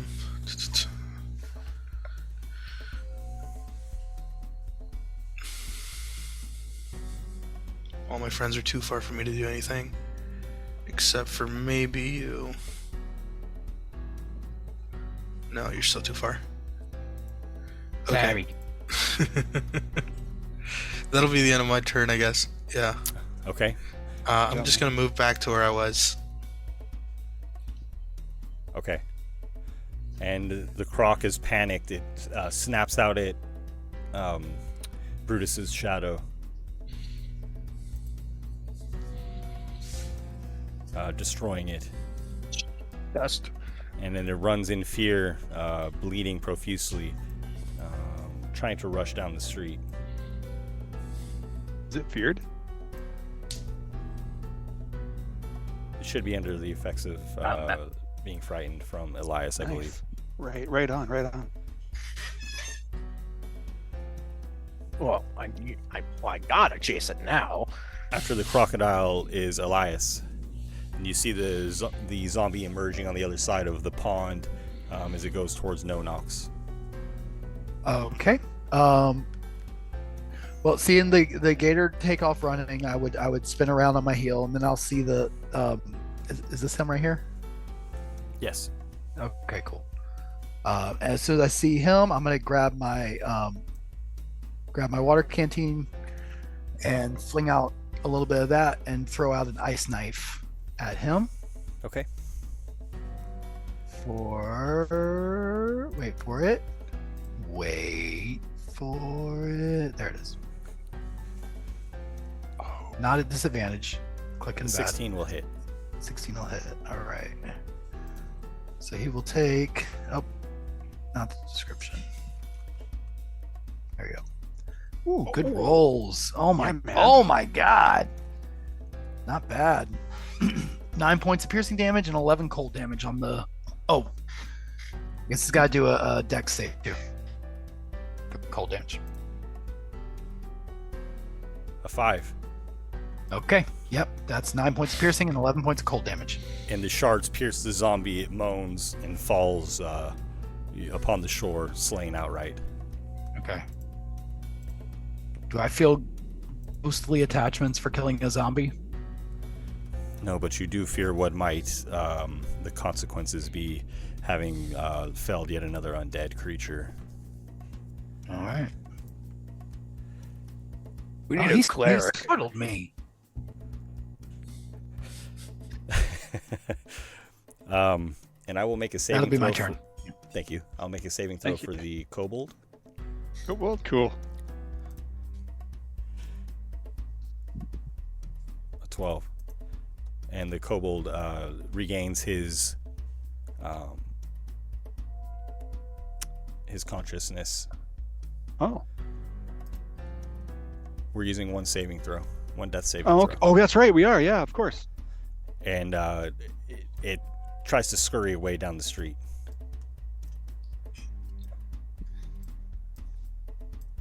Just let him go, fellas. As long as we have that bag, we don't care. And Kendall, you are next. So he left the bag and ran off, Ben? The bag's still on the ground, yes. Okay, cool. You got this gator. Yeah. I'll just step out in purview of the gator, and I'm going to repeat what I just did to the kobold to the gator, reciting my incantation as the bell rings out, getting him to roll a wisdom save. 14. Ah, that's what you need. Well done. Okay. And then I'll just step out of his line of sight. Okay. Now at this point, the gator is going to continue to flee. Do you guys wish to chase after it and slay it? I'm gonna. Excuse me. I don't feel the need. Do you guys feel the need? We could use some of those body parts. Do we need gator for anything? I don't I think wonder so. if is there anything sort of lizardy like that we might need out of it? I don't know, but in the amount of time it's going to take us to check the book, he's going to be gone. It's true. Nothing immediately. The crocodile flees into the ruined city, escaping. Yeah, you never come back. As do the rest of the kobolds that fled upon the northern shore. And the zombie there, its body slain, rotting upon the shore. All You guys right. are victorious. Well done. Hey, Nice. let's take a look at this diamond that he left behind and all these other jewels. If I made Ben, I will try. I don't know if it's going to work, and it's not my area of expertise. But I would like to go around to the kobold. I'll pull my spellbook open and attempt to use a spare the dying cantrip on it. So it basically just like neutralizes its dying, but it doesn't The kobold. come back. If that makes any sense. The Seeing kobold, if it might preserve whatever was its ever spirit that lives within it. and are you speaking of the kobold or the zombie? Oh, sorry, the zombie. Okay. Yeah, I'll and bring I'm it up sorry, here. I do have the spare of the dying cantrip. Sorry. Okay. It does not seem to work on this creature, as it is undead. Right on. That makes sense. Sure. Let's take a brief break, and then we'll get into what was in the satchel of gems, and then the adventure will continue. Man. I opened a window, so hopefully it won't be so muggy in here. I did the same too. It's getting hot in here. It's getting heat stroke levels. Must have been that fireball. Okay, we're back live. And when we left off, you guys had just dispatched these kobolds who had, hatched this plan to retrieve the gemstones from the bottom of Anam's footprint, luring out the giant crocodile so that they could go into the water and try to snatch them. But you thwarted their plan by teleporting that kobold, slaying him or knocking him unconscious, and taking his goodies. And so Mugging a kobold. within this sack of gemstones, you'll find 100 gold pieces worth of gemstones. These are worth 10 gold piece each, 4 turquoise, 4 obsidian, and 2 tiger eye. Does that include the big boy that he left? Well, we'll say the big boy is an amethyst worth 20 gold pieces. I was trying to cheat me. Huh? I'll take it. I won't say no. Yeah, right. And the crocodile has, retreated to lick its wounds into the ruined city. Maybe he'll get back in time for Hideo to come through. Yeah, maybe we'll be lucky. Well, we need the bodies from him actually. It always comes down to the bodies. Shall we? Are you guys okay? Yeah, I'm fine. Yeah. We can. I can keep going. Should we keep walking on? Yes. Yeah, I think Are you we. I going think to we. take- I'm sorry. No, I was just gonna say. I think we keep moving until we genuinely cannot, and we use the very last sliver of daylight to set up camp. It's true. Will you bring the corpse of the zombie that you felled? Yeah, I believe that we probably should. That's better safe than sorry, I think. All right. I don't know how much more room I got in here. I think I could maybe shoulder him. Yeah, how much more travel time does it seem like we probably have today? Like, what time of day is it? Sure, day's probably about half spent. Okay. So I've got the skeleton that Brutus took down. Brutus has 2 corpses. Yep. I'll carry the zombie. That one was I my doing anyway. I think the 2 of you might have to drag this thing along at least. You and I think Elias and Kendall might have to double team. Never had to write zombie and corpse in my inventory before, but here we are. Should I could turn into a horse for a couple hours. Yeah, it's not a long-term solution though. That's a great idea. It might be a good idea to get out of here and figure it out later, instead of right next to an alligator pond. All right, well then, yeah, we'll do that. I'll wild shape into a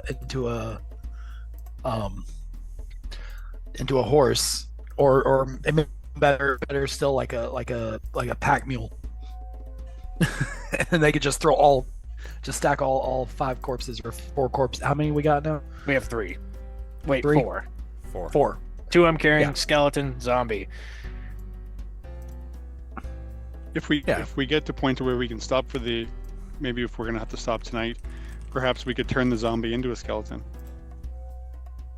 Maybe we can turn him into dust. Reduce the weight a lot. Or that, yeah.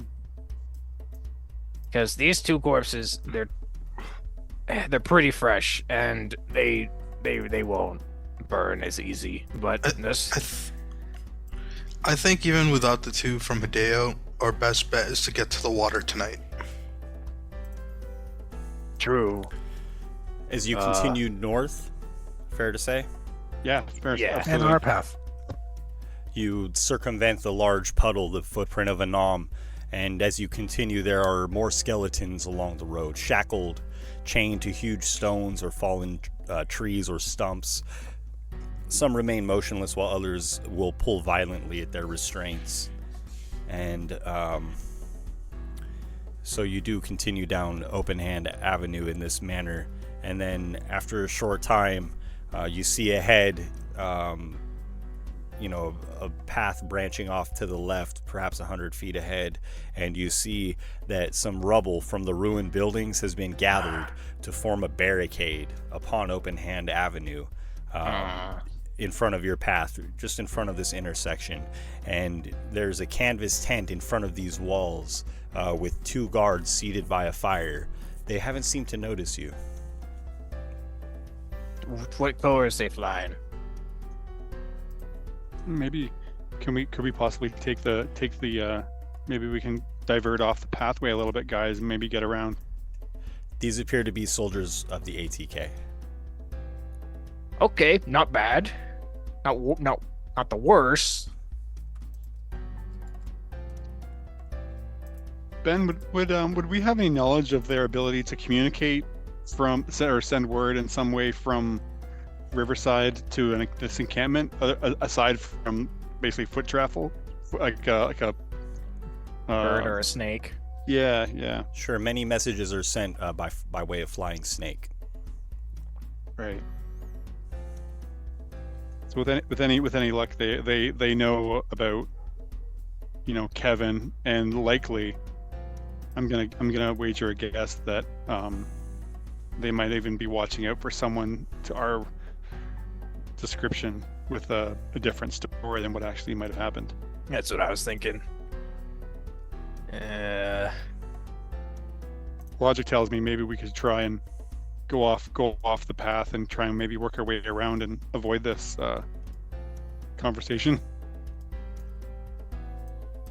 Yeah, I think we're in a better position to fight than we are to talk and converse. Because I feel like us trying to convince these people is going to go bad, and then we're going to have a lot more problems than just you know what? I think they might be able to help us. Maybe they have horses so we can borrow or something.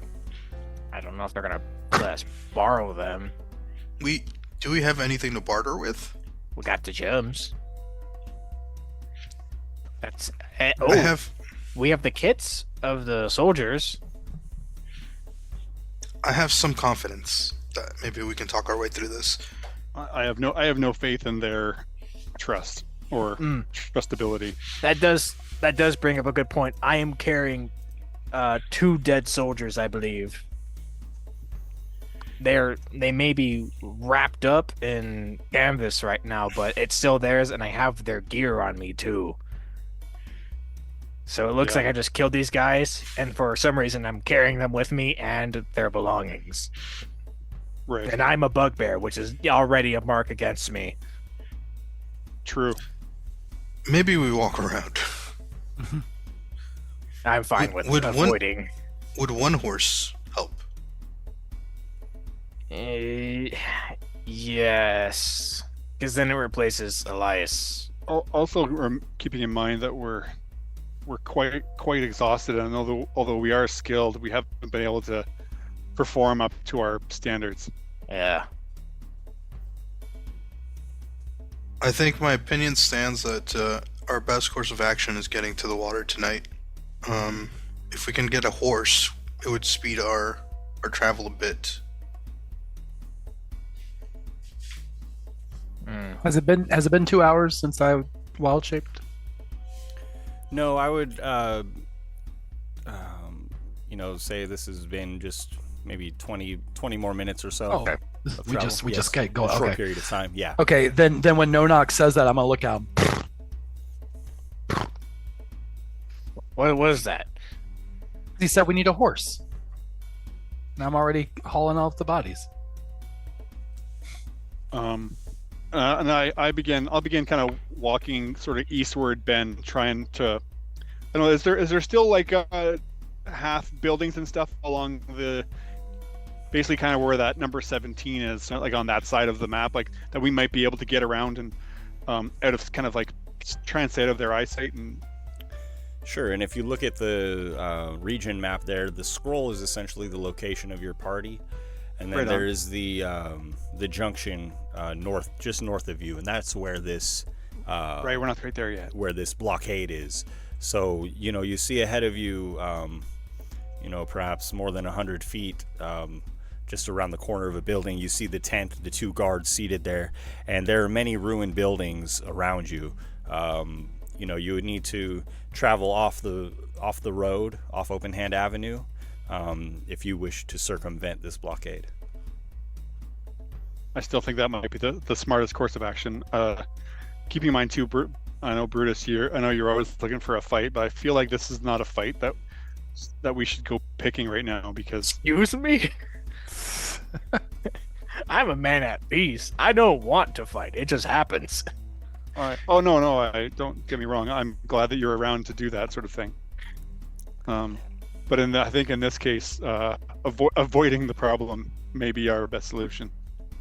I think it's viable because it is a blockade. It's not like it's a checkpoint for people to pass through. I think if we try to avoid it, they're not going to go out of their way to try and get to us. They just don't want people to go into where they're at, and that's kind of what this is for. So if we just avoid it, I don't think there's going to be much problem. So as you try to circumvent the barricade here up on the path, will you guys be moving stealthily? Oh, we We're can gonna try. We'll try. I think it's smart to try, guys. Yeah. If you would all please make stealth checks for me, please. Oh, I mean, being exhausted doesn't matter for me at this bit because it's gonna happen no matter what. Oh wow! I wasn't expecting to have to use the horse stats, so hang on. No worries.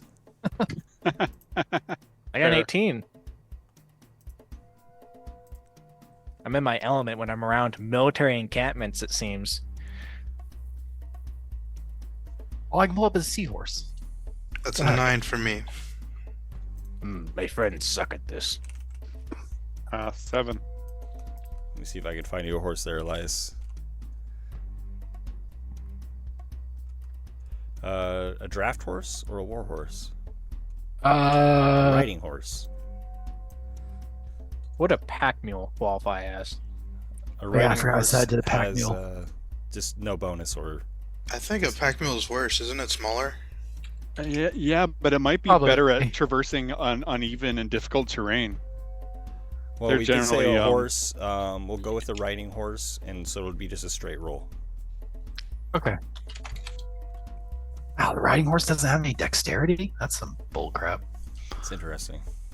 All right, straight roll. That's easy enough. Let me get back into roll 20 here. If needed, guys, if the time comes up, I could always drop a fog cloud to try and give us another level of stealth if we need. Well, I got a nat 20. Nice. Well, Okay. But nobody cares because it's on disadvantage. Oh. So I got a 13. You've been getting so me. many tonight too. Dang it. I know. It's crazy. So the group of you move to the right, away from the junction with the next road that travels west, and you keep the ruined buildings between yourselves and the guard outpost, and no one seems to notice you. And when you pass, where the barricade is located, you get beyond that point, taking a wide berth. You can see, through different alleyways or through the rubble that they do in fact have a stable behind what appears to be a guardhouse. Some smoke rising from a building that is fully intact, a chimney on this small building, and then outside behind it is this stable, kind of using a couple of walls of rubble, and then it's been fenced off and has a gate, and you do see mules and a horse therein. Now, I'm not saying we should, but we could steal a horse or a mule. Now, you may be asking yourselves, why would we do that and cause trouble? And how would we get away with it? Well, for one, I'm a bugbear, and they're not going to like me no matter what. I think if I strip down in my armor and wear some more general attire and change up my look a bit, I might just be like a raiding bugbear getting lucky with a nice new steel, and they will just pin it, and then I'll change back, and then we'll call them racist when they pin it on me later, because they don't like bugbears. Or we can just not do that at all and just keep going. Correct me if I'm wrong, my friend Brutus. Soldiers aren't paid very well, are they? For what we have to do? No. I'm wondering. I'm not sure that all of us is a good tactic, but I'm wondering if our friend No Nox might. Maybe he takes a couple of these gems and maybe he can persuade one of the guardsmen to turn a side eye while we borrow one of their livestock in favor of a few gems in their pockets. It's borrows not the That rate you just buy the horse. Yeah, it's not gonna Sorry, be I borrowed. mean- it's not the borrowed is not going to be the correct use because it's going to be ours and it's going to die in a puddle.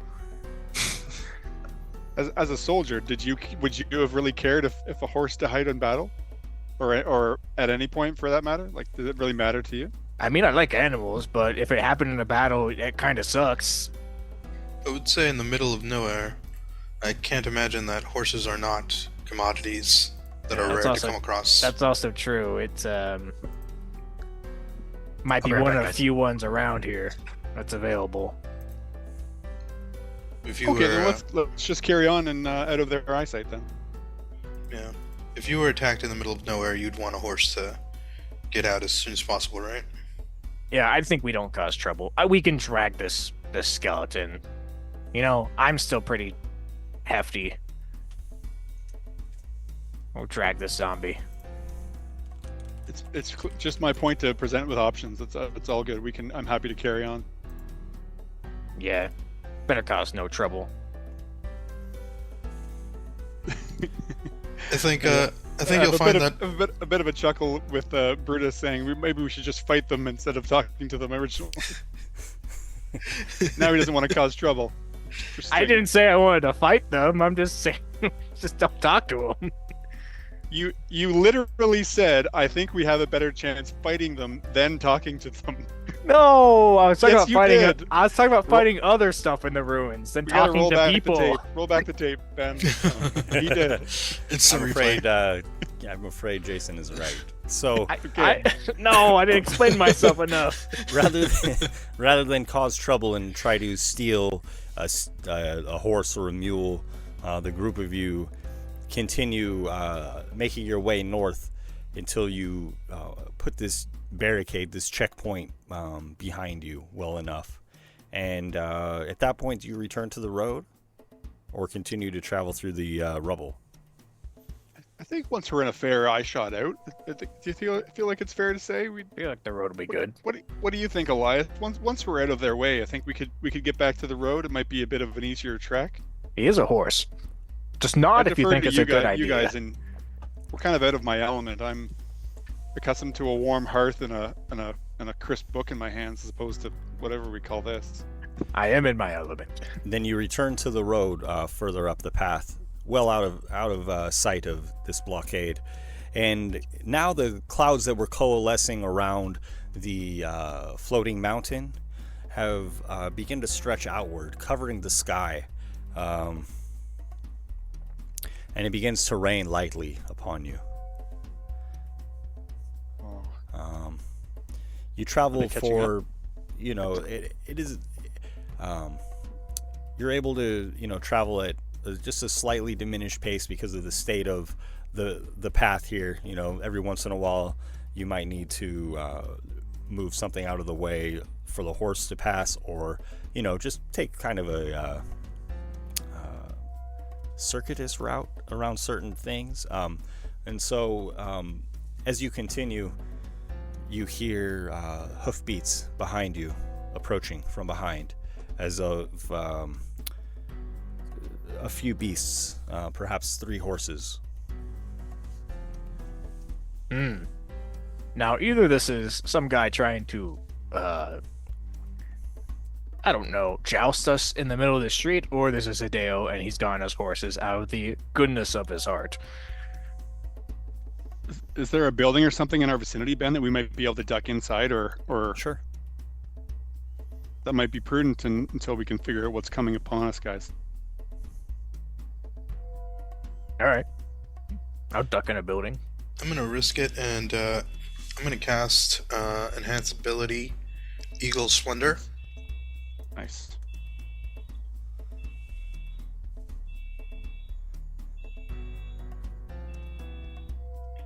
I just posted it on the chat. Thank you. Okay, and you give yourself advantage on charisma checks? That's right. Smart. Okay. And so I would have the two of you and Elias kind of like walk off the side of the trail, but no Nox stay there on the path. Is that right? Oh no, I'm following everyone. It's just, this is more of a just in case we get caught. And Elias, you're still in the shape of a horse, so. Yeah, I'm still in wild shape. Okay. We'll squeeze him in there. Yeah, You try and guys all lead him in make- as much as we can. Make stealth checks for me, please. Okay.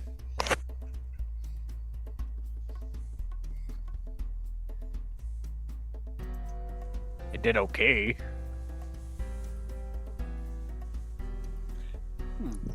I rolled it as a deception check, but that's just because It's the same bonus, but ignore the plus because I forgot to, or the guidance. So it's a 5. It's an 8 for me. Okay. 11. Yeah. 12. As you move to the rubble, trying to hide from the view of the path, you see 2 horses and a pack mule approaching. On the back of the mule are 2 corpses, laid piled on each other. And riding the horses, first you see Hideo, and then you see Planter Jr. following him. As he gets near, Hideo waves at the group of you. Nice. Oh, we weren't that hidden, huh?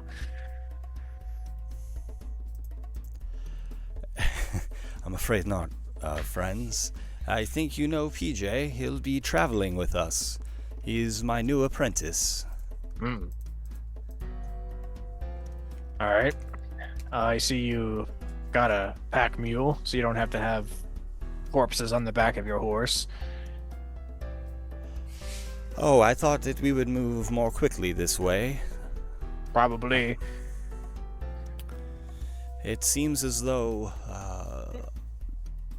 there is a storm coming, and Hideo takes some feathers from a pocket and casts them into the air, and they're swiftly carried south.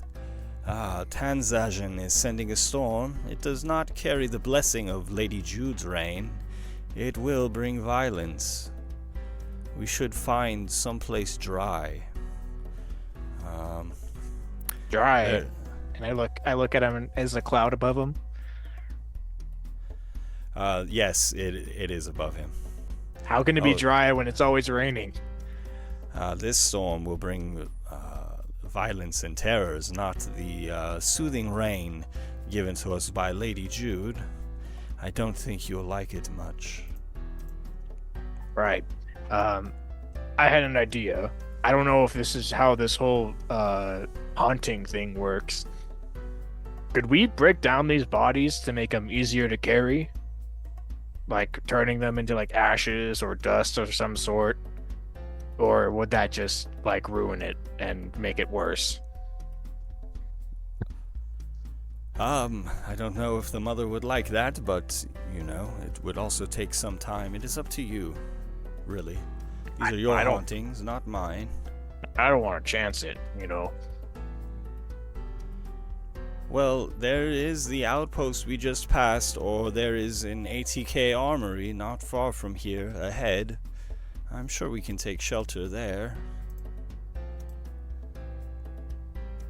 Yeah, are you okay with the ATK? Oh. Well, I will change my appearance.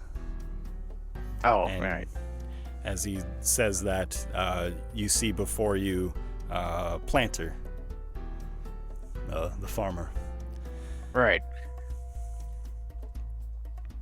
Well, if you think the pack mule can handle it, I'd like to put these other 2 corpses back there.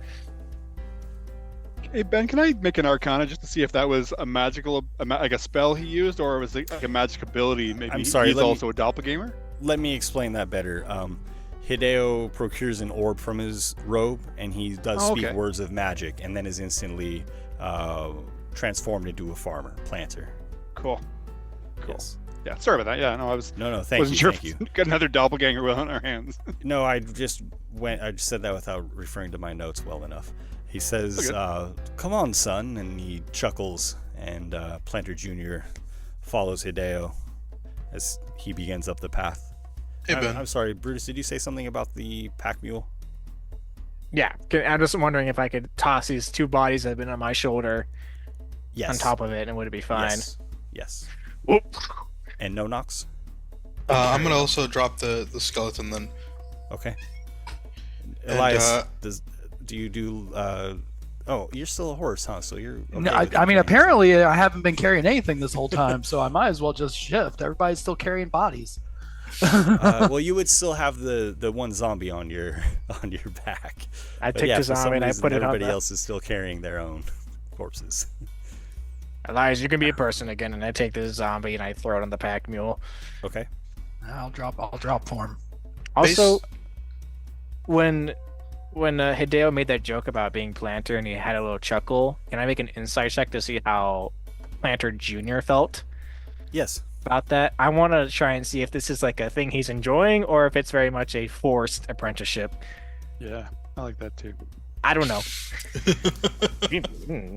Junior didn't laugh, but he, didn't object in any way. Mm-hmm. Based on the casting method, could I tell if it's some kind of sorcery or wizardry that he's using? He is a wizard or a sorcerer. One of those. You do know that he cast a spell on you the other day without using any components or speaking words of magic, for whatever that might mean to you. Or at least I remember, because right, and I think you had mentioned to them that he had cast a spell. I believe that I told him for sure as soon as we were away from that guy. I let him know what was up. I remember you guys talking about that. So yeah. With the knowledge of magic you have in your party, you would recognize this is a sorcerer who can cast subtle spell, or cast using subtle casting. Perhaps we should carry on forward if there's another outpost ahead. At least we're making forward progress. Doubling back doesn't seem logical to me. Yeah. Let's keep going. As you continue, the clouds darken overhead and a chill wind begins to whip through the streets. Hideo points through the rubble. There. And you see a building of stone bricks that are covered in vines. You can see where new bricks have been laid since the original building was destroyed. So this has been reconstructed. And the walls here are 15 feet tall, and there are no windows. Hideo, as you approach this building, Hideo says, "There's a stable just up the path," mimicking the voice of Planter. PJ and I will join you shortly. All right. So, as you stand in front of this building, it has a concave entrance with a 10-foot wide corridor with a thick oak door spanning the full width there. And on either side of this entrance, there are murder holes where archers would be able to shoot at unwanted guests. Oh boy, maybe I shouldn't go first. No knocks. Hello, friends. Anyone there? No. Your voice kind of echoes in this short corridor and comes back to you. A few moments pass and there is no answer. We'd like an audience.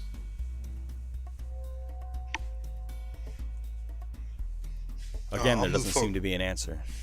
I'll move forward, leaving everyone behind me.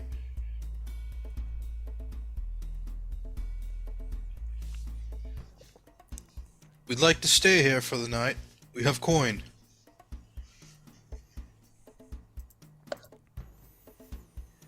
It's eerily silent. Guys, we shouldn't offer coin unless they ask for it.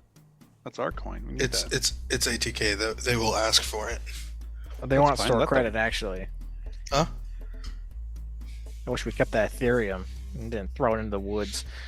And just before we walk in, Ben, I'm just going to look around and just see if I can see maybe in this area, if I see the maybe rubble of what might seem to be like a church building or something like that. Again, looking for like stained glass. You can make a perception check, please. I'm going to summon my shadow, and I'm going to keep him 5 feet next to me. I don't like this.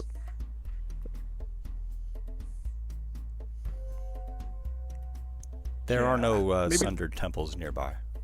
Okay. And again, a large, heavy oak door bars the way into this building. I could tell. Yeah, but we don't want you to up. That would be seen as breaking in. It's probably not a work. How about knocking? And I just knock on the door. The door, though fixed, as you pound, you hear. You have away. time to react. What do you do, Brutus? Is there up front with you. The two of you are quite close. What do you do? Yes, and you also hear. Ooh. I'm gonna try to use my shield for as much cover as it provides, and as a back away as well.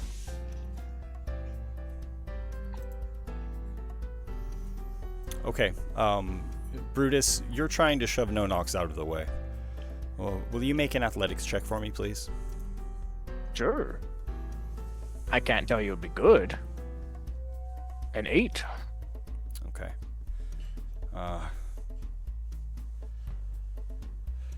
No-Nox, you see Brutus's intent and you begin to back away, raising your shield. Not sure which way to direct your shield. Then you hear, this sound escalate, and a quick and crossbow bolts come firing out of the murder holes on either side of the hall here.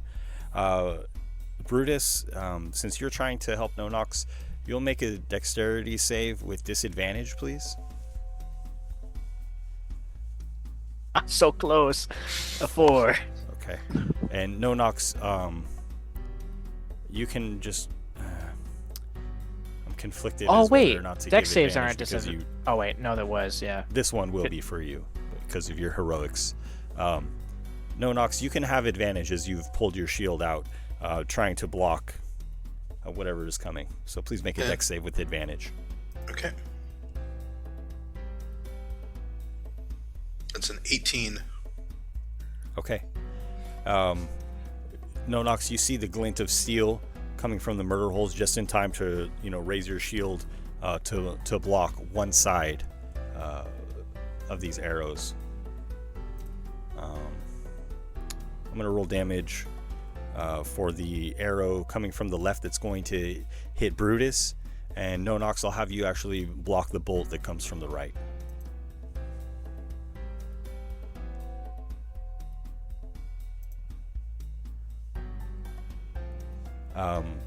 Brutus, this heavy crossbow bolt just lodges into your side. You'll take 7 damage, and you feel a burning sensation as the tip of this bolt must be poisoned. You'll take 5 poison damage. Ow!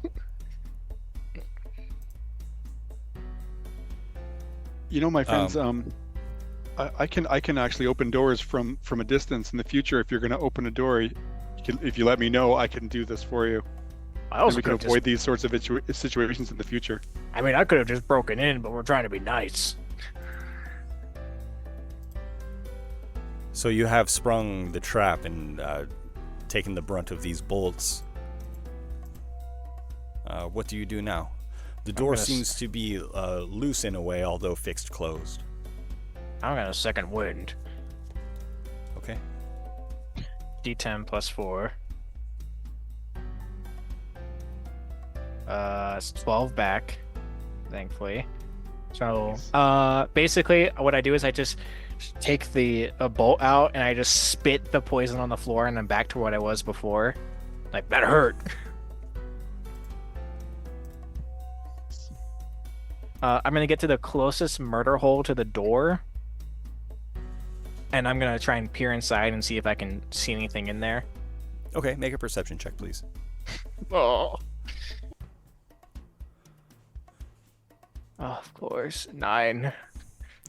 You see the crossbow having already shot its bolt. It's not armed, and it's set up to fire with some kind of string tied to it, some kind of mechanism connected to the door.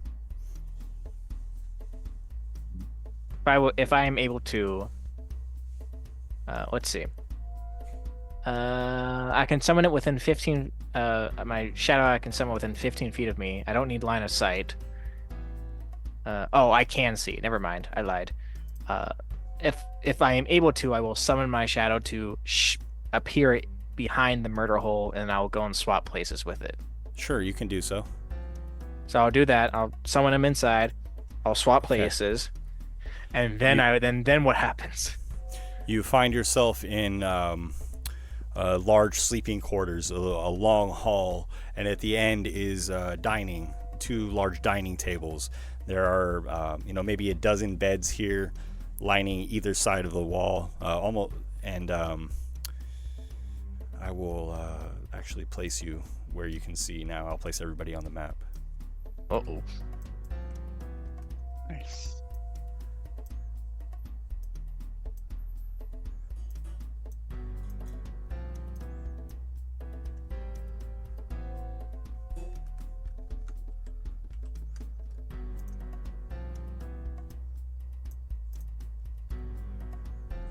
And so, let's see, move you back here. From your perspective, you're at the end of this long bunkhouse. You see a door that leads to the main hall is wide open, and a door at the far end of this, bunkhouse is also wide open. It looks like you can't make out a lot of details in there. Perhaps a fireplace. Interesting. I am gonna.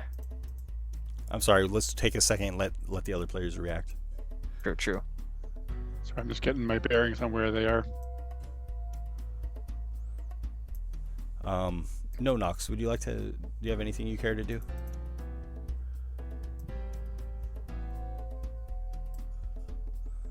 Not really. I think I'm still gonna back off of the door just in case. Okay. Take a defensive stance. I'm gonna manifest my mage hand, Ben, and just I know Brutus mentioned that the door seemed to be ajar. See if I can just push the door open. Yeah. Okay. The door does shake back and forth, but it's going to take a bit more strength than your mage hand possesses to open it. Okay. It does seem fixed in some way, and perhaps the fact that it's loose is tied to the trap mechanism in some way. Right on. Elias, do you have anything you care to do from in front of the gates here? I don't really have anything like for this particular circumstance. I'd love a knock spell right about now, but You have that magic you used to shrink the crocodile. Could you shrink the door? no, I have to target a creature. Okay. I'm pretty sure. Let me double check.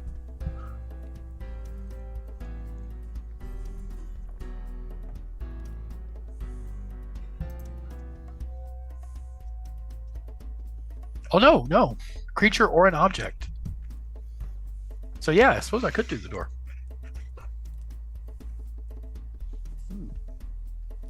Try that. You want me to try that? I mean, I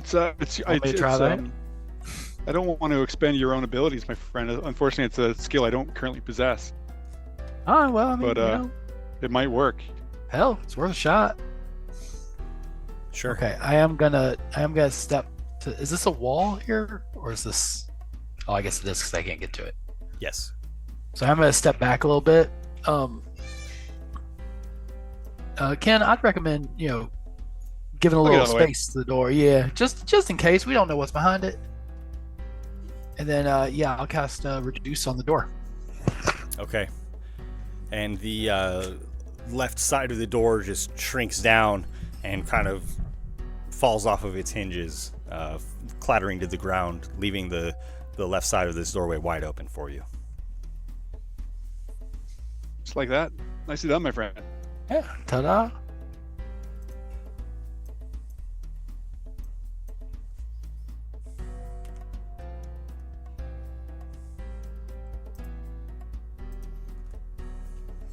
And I have to remove it all at once. So there you see there's just like a large, long hallway as the doors open. And actually, at the far end of the hallway, the doors on the other side are wide open. And you can see all the way through this building to outside,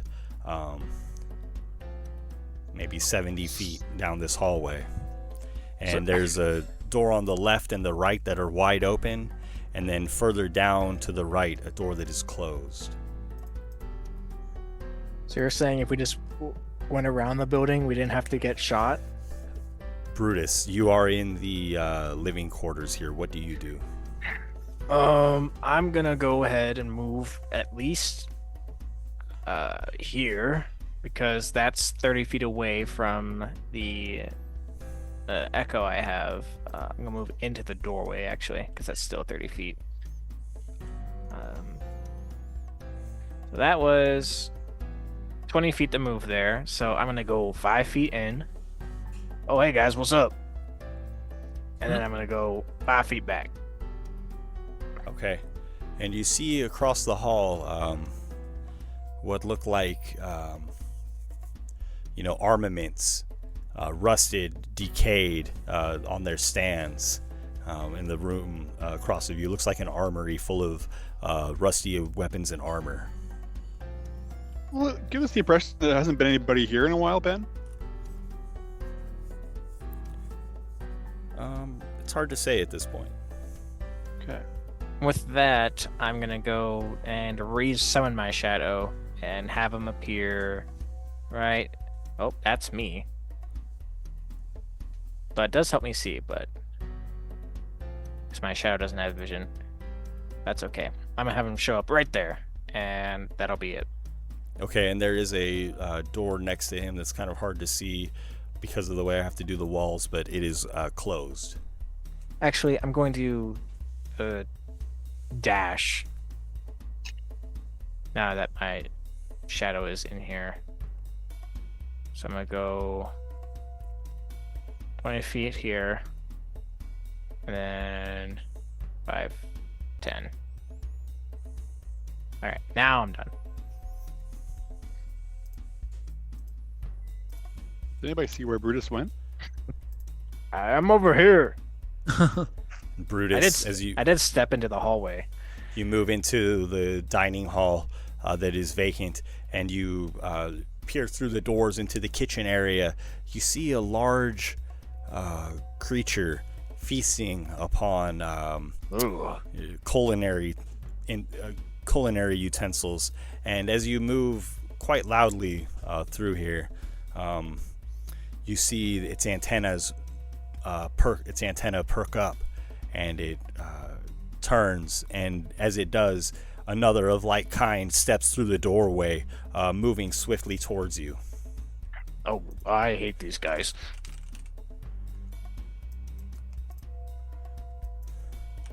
We got a bit of trouble. And give me one moment.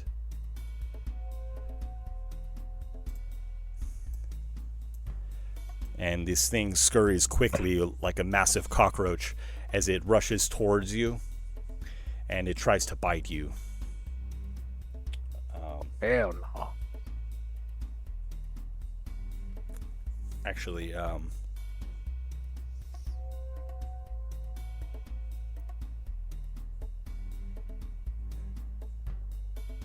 sorry, rather than trying to bite you, its antennas kind of lash out at you like large tongues. And what kind of armor are you wearing? I am wearing the splint armor. And these antennas like seem to probe over your armor greedily and hungrily. And you can make a dexterity save to try to avoid this monster's touch if you wish. I will gladly do so. I don't do it though. And the antennae are covered in like mucus, and you see your armor begin to rust and decay beneath their touch, and it will take a -1 penalty to AC. Yikes. Another of these creatures rushes out, clambering over the tables, mounting the table.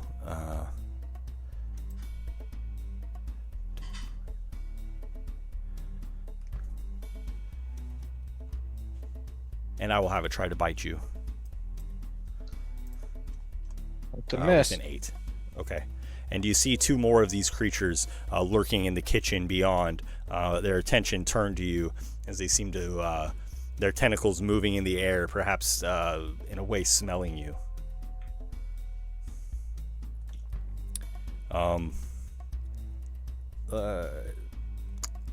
We'll have everybody roll initiative, please.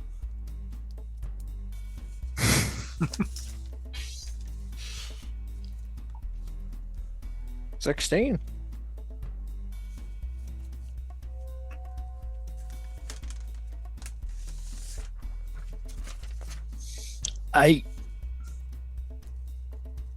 So that's 19 for me. 20 for me.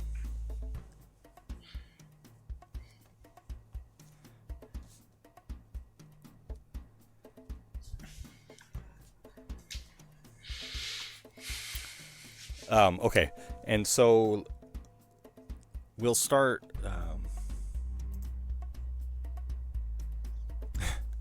We'll start with Kendall. If you could go ahead, please. Kind of, I can see his shadow here. Right.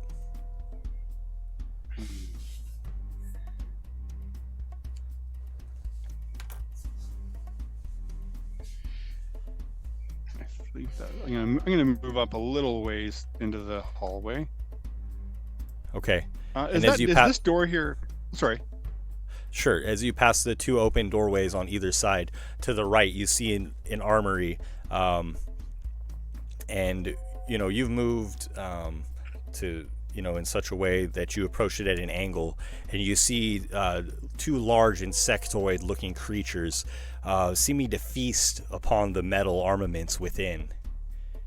In this room in here. Yes. And that's not where Brutus is, though. Is that right? Or is that where he is? It doesn't seem to be where he went. He went to the left side. Popped into the hallway and then went back. So as I kind of, if it's okay, once I get to this point, if I see these two creatures here, I immediately pull my spellbook open and begin reciting an incantation. I'm going to bring out my flaming sphere and drop it kind of in the way so that they don't really want to come and see me. I'll drop this spell into the description there. I'm just gonna put my flaming spear right, like, where'd it go? Yeah, that's okay for now. Oh shoot, undo, sorry. Yeah, that's fine. That's fine too. Here, I'll bring it up in the chat here, one sec. It's gonna get a bit warm in here for a second, guys, but maybe we need to get warmed up anyways. And if I can get the one monster there to make, I believe it's a dexterity saving throw. A 20. All right, so he will take 3 fire damage. When he ends, wait a minute. Yeah. But I'll use my bonus action to roll it into him so that he takes damage this turn. Yeah. Very good. Just so that for semantics. Yes, thank you. No problem. And then I'll just instead of continuing forward, I'm just gonna step back this way. My friends, seem to be a couple of weird dog-sized cockroaches in here. I have a feeling that's where Brutus wound up. Found some dance partners.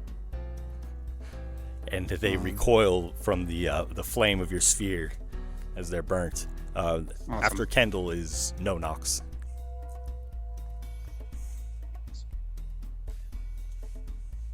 I don't know if I have anything for this situation.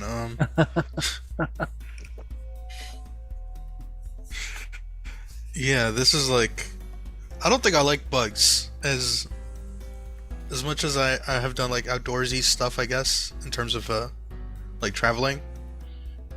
I don't think No Nox likes bugs, creepy crawlies and stuff like that.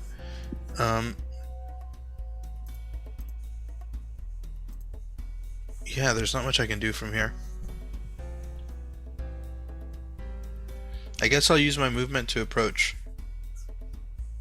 So, 25 feet forward.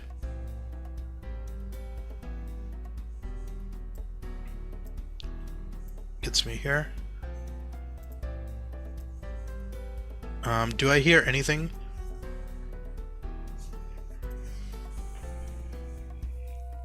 Sure, I feel like you would hear, man,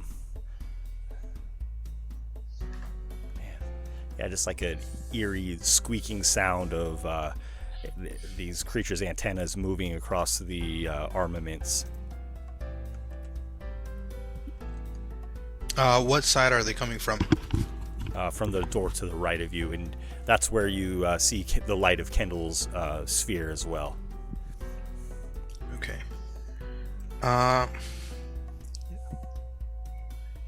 Yeah. Mm-hmm. I'm all out of adrenaline rush. I can't get any closer without using my action.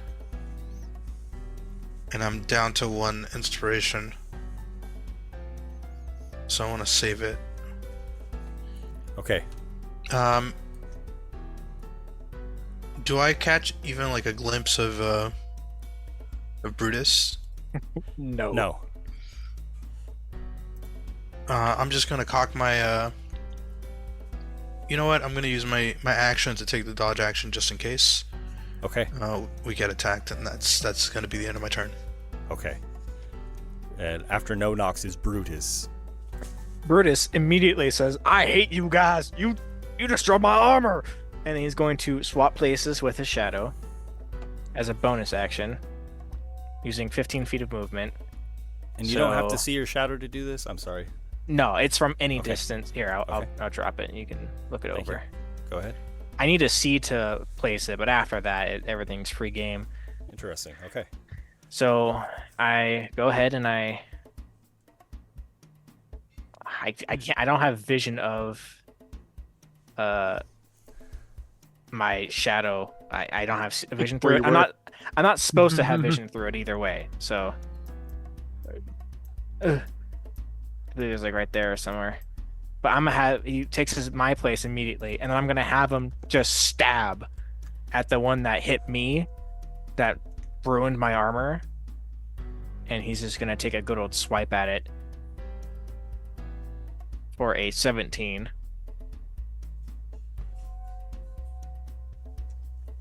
Okay, 17 will hit. For a 8 slashing damage. And then after that, Brutus is going to look at his two friends and say, "They eat metal. They're eating my armor." And he's going to rush 5, 10, 15. Oh, there's 2 more. Guys, get back. Run outside. And is going to stand the line here. And he's gonna usher his friends back. And that will be his turn. Okay. Then after Brutus is Elias.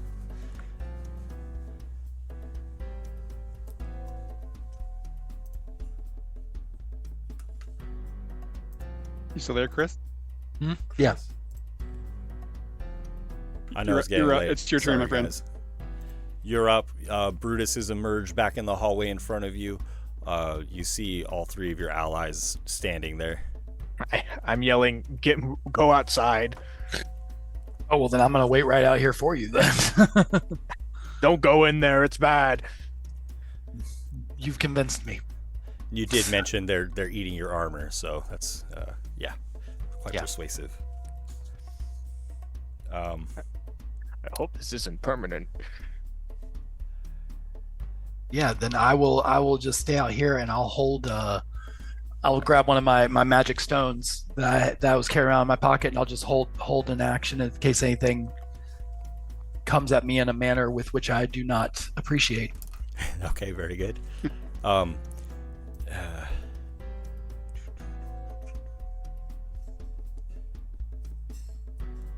Okay. I'm conflicted because usually we do allow moving around corners diagonally. So does that mean that my monsters can move through this doorway and out diagonally? I mean, anything we can do, they can do, I suppose. You know? I mean, no. Not this. This is a tricky corner. Does that does that seem fair to you guys, or does it seem like coming out of the doorway, Brutus would block the path of anybody?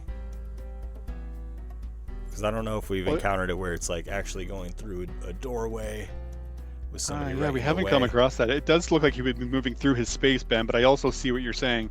Yeah. Okay, I'm gonna just err on the side of caution here, but I am going to play them a little bit, perhaps more intelligently than they might tend to be. No, I could do it without doing that. You see these antennas of these creatures within the armory. They shift as if they have smelled you, perhaps you and No Nox. And the one moves into the doorway, and I am going to have it attack No Nox here. Its antennas kind of reach around the corner and brush against No Nox's armor. No Nox, please make a dexterity saving throw to try to avoid this monster's touch.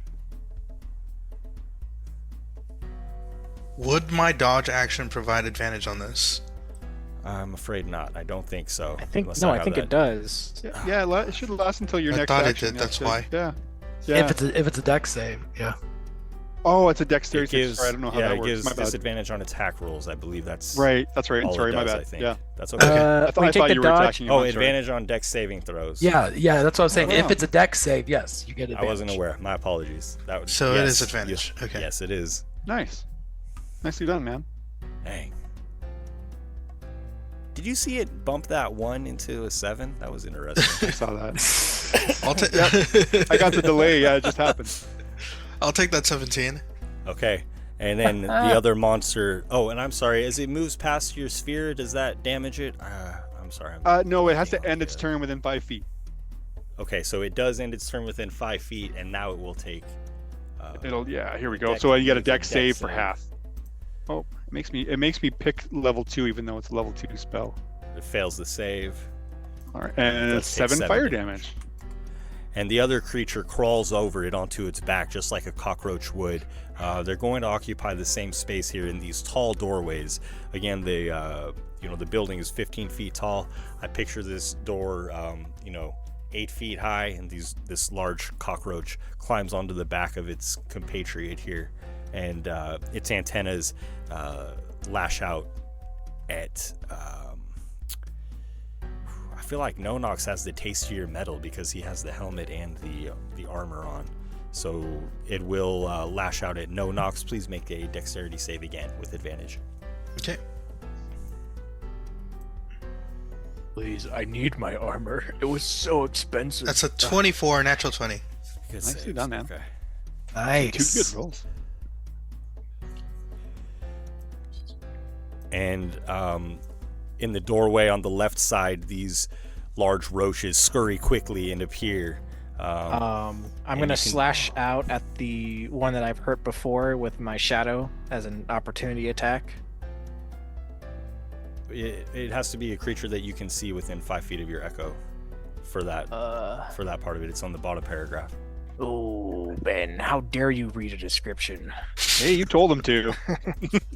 How dare you? Oh my.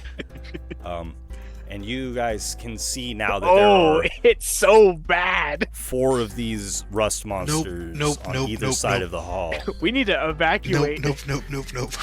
Put the door back on the hinges and unshrink it. And Elias, from behind you, you are not exactly behind you, but there's this tree across from you, very near to this armory, and a short halfling steps out, wearing a kind of a funny-looking, oversized hat, and says, "Hello, friend. Just give me a moment here." And he begins to chant words of magic as he steps into the hall, getting his sight upon all of the group there within the hall. You might want to be a little careful in there with the. Well, all right. Oh, those are mine. They're just eating, having a bite to eat. Well, I would appreciate it if you not consume my friend's articles and wares, please, sir. And wind gusts into the hallway like the chill wind of the storm overhead, and it forms a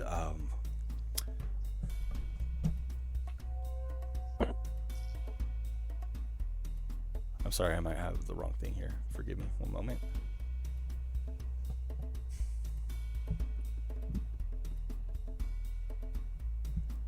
And it's covering No Knox and Kendall, and it forms a wall there within the hallway.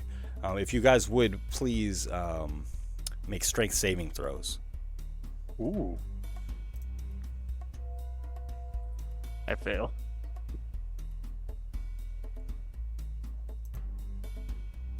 I don't know why I rolled with I rolled with disadvantage. Kendall and No Knox.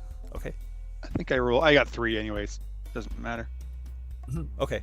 No Knox, you will take half damage, which is 8, and Kendall, you'll take 16 damage from these strong gusts of wind, magical wind here, bludgeoning you. As this kind of comes in, I kind of put my arm up with a reaction using. I'm going to use an absorb elements to try and. Is it? You said it's cold damage? No, this is bludgeoning damage. Oh, I can't absorb bludgeoning damage. Okay. I eat it. Yeah. It's so 16. Sorry. Yes, please. Right. That was dirty. Yeah. Dang, goddamn, be careful with the dang wind. My friends are down there. Are you a friend or foe? And then, okay, so 16. Okay, yeah. Let's try.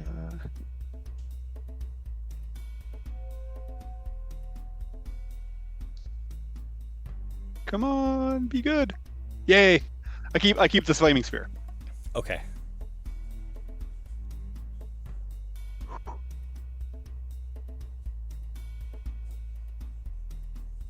That was dirty. And these gusts of magical winds are just surrounding you here. Kendall, it is your turn. I don't like that. Did those other two rust monsters? Did the other rust monster end its turn there too? Did I miss hitting the third one? Oh, yes, thank you. I'm sorry. The one in the doorway next to you, Kendall, will try to bite at you.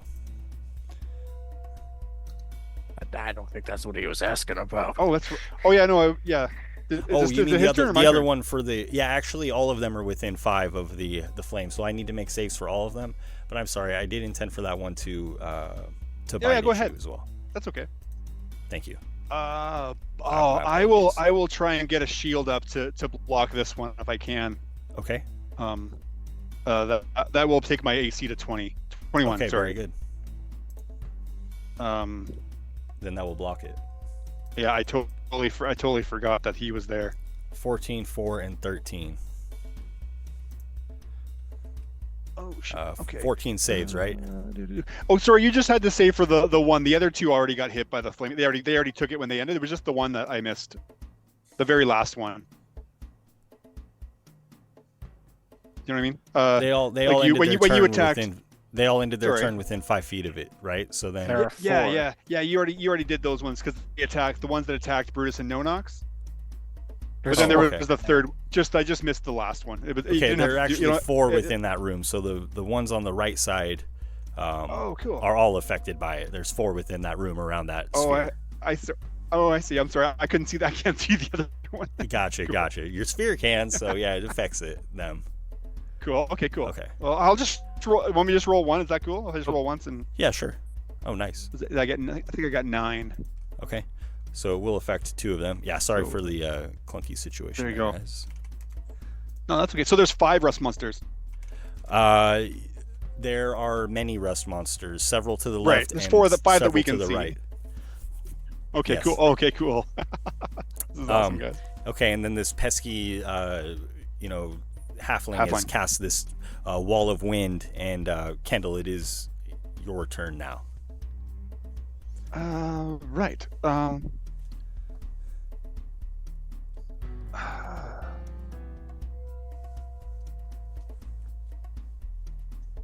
Taking a gauge on what I can see. This is crazy. Crazy cool. I'm going to briefly open my spell book, flipping to the right page I was looking for, and I'm going to get this this one rust monster right in the doorway in front of Brutus to make a wisdom saving throw as the bell rings out from my as the Toll the Dead rings out in the halls. Okay. So this guy isn't friendly, is what I'm gathering. A 10. 10. He will take 7 necrotic damage. That one right in the middle there. And then Kendall briefly utters a word of magic, and does a short hop, and I'm going to Misty Step to here. I believe I can get that. That looks like 30 feet. Okay. And I'll just look at Elias. He is not our friend, my friend. There's a lot of rusty creatures in there that are wreaking havoc on our friend's armor. Yeah, that's why I tell him get out of here. After Kendall is No Nox. No Nox, it's bad, man. Okay. I don't like that halfling. That hurt. Alright, I see there's a bunch of monsters on the left side, right? Yes. 4 to the left, 4 to the right. Yeah, I'm gonna take a risk to try to cover all of them. So, right here. It's gonna have my shadow stand there. Sorry, buddy. I'm gonna cast Thunderwave. Nice. Encompassing the left side. So it's gonna be those 9 squares, starting with the one to my left, and then up 2 and 2 to the side. I'm sorry, I messed up my screen layout here. So the 4 to the left, right? Yeah. Okay.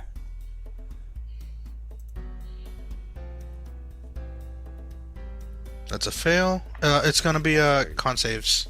Thank you. I'm sorry. 1, 2, Let me- 3, 4. Starting with the nearest. Oh, come on, Ben. What is with you, man, in these 20s? What the hell? 21, 8, 21, 6. So 2 are affected. They're all affected. The other ones just take half damage. Very good.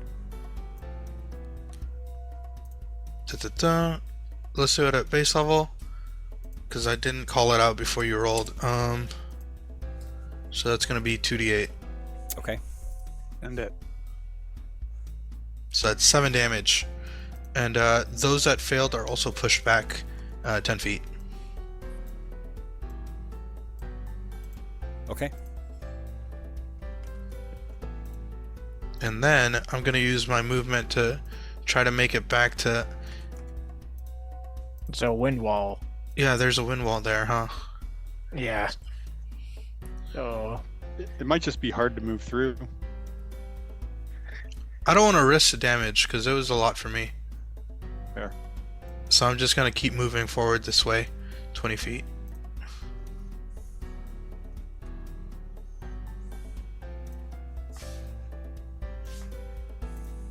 Okay. After No Nox is Brutus. Brutus. And that'll be the end of my turn. Thank you. Brutus looks at this halfling and says, I got a belt that summons infinite magical rusty dagger or metal daggers that you can eat as much as you want if you just let us go.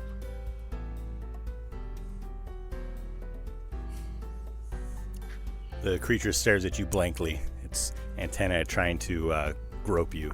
I'm talking to the Oh. the halfling fella. Oh.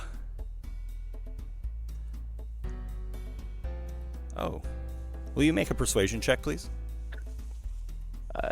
You know, I'm not really good at those, and I got disadvantage. You know, hey, luck can be a thing, right? Any given Sunday, man. Oh, if it was only not disadvantage. I got a 7. The halfling looks to the rest of, or to Kendall and Elias who are outside. What say you? Do we have a deal?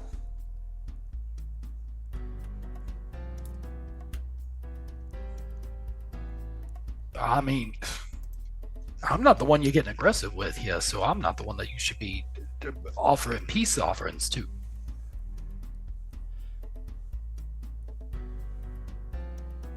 Kendall? Rather that your pets, I suppose, are getting aggressive with. It's not my my gift to give. If you call them off and you stop attacking us, I will give you this belt. Yes, but will you not attack me? I mean, he is making a point of asking Kendall and Elias to ensure that they will, be diplomatic. Elias just puts his hands up very innocently. I will not start anything with you, sir.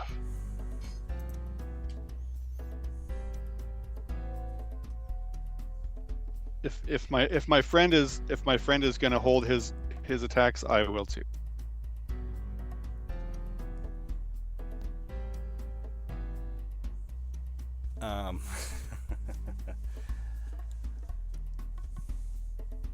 Interesting. Okay, let's. It's getting late, so let's end the adventure on a bit of a cliffhanger there. Ben has as to ponder. You've made the offer to this halfling to, stand down, call off its rust monsters, call off. It's a pretty its good pets. offer. Infinite food for his rust monsters. That's not a bad deal. I'm a terrible salesperson, but it's inherently not a bad deal. Not a bad deal at all, actually. Interesting solution. Good game. Thanks everybody for joining us. Thanks to my players, of course, as always.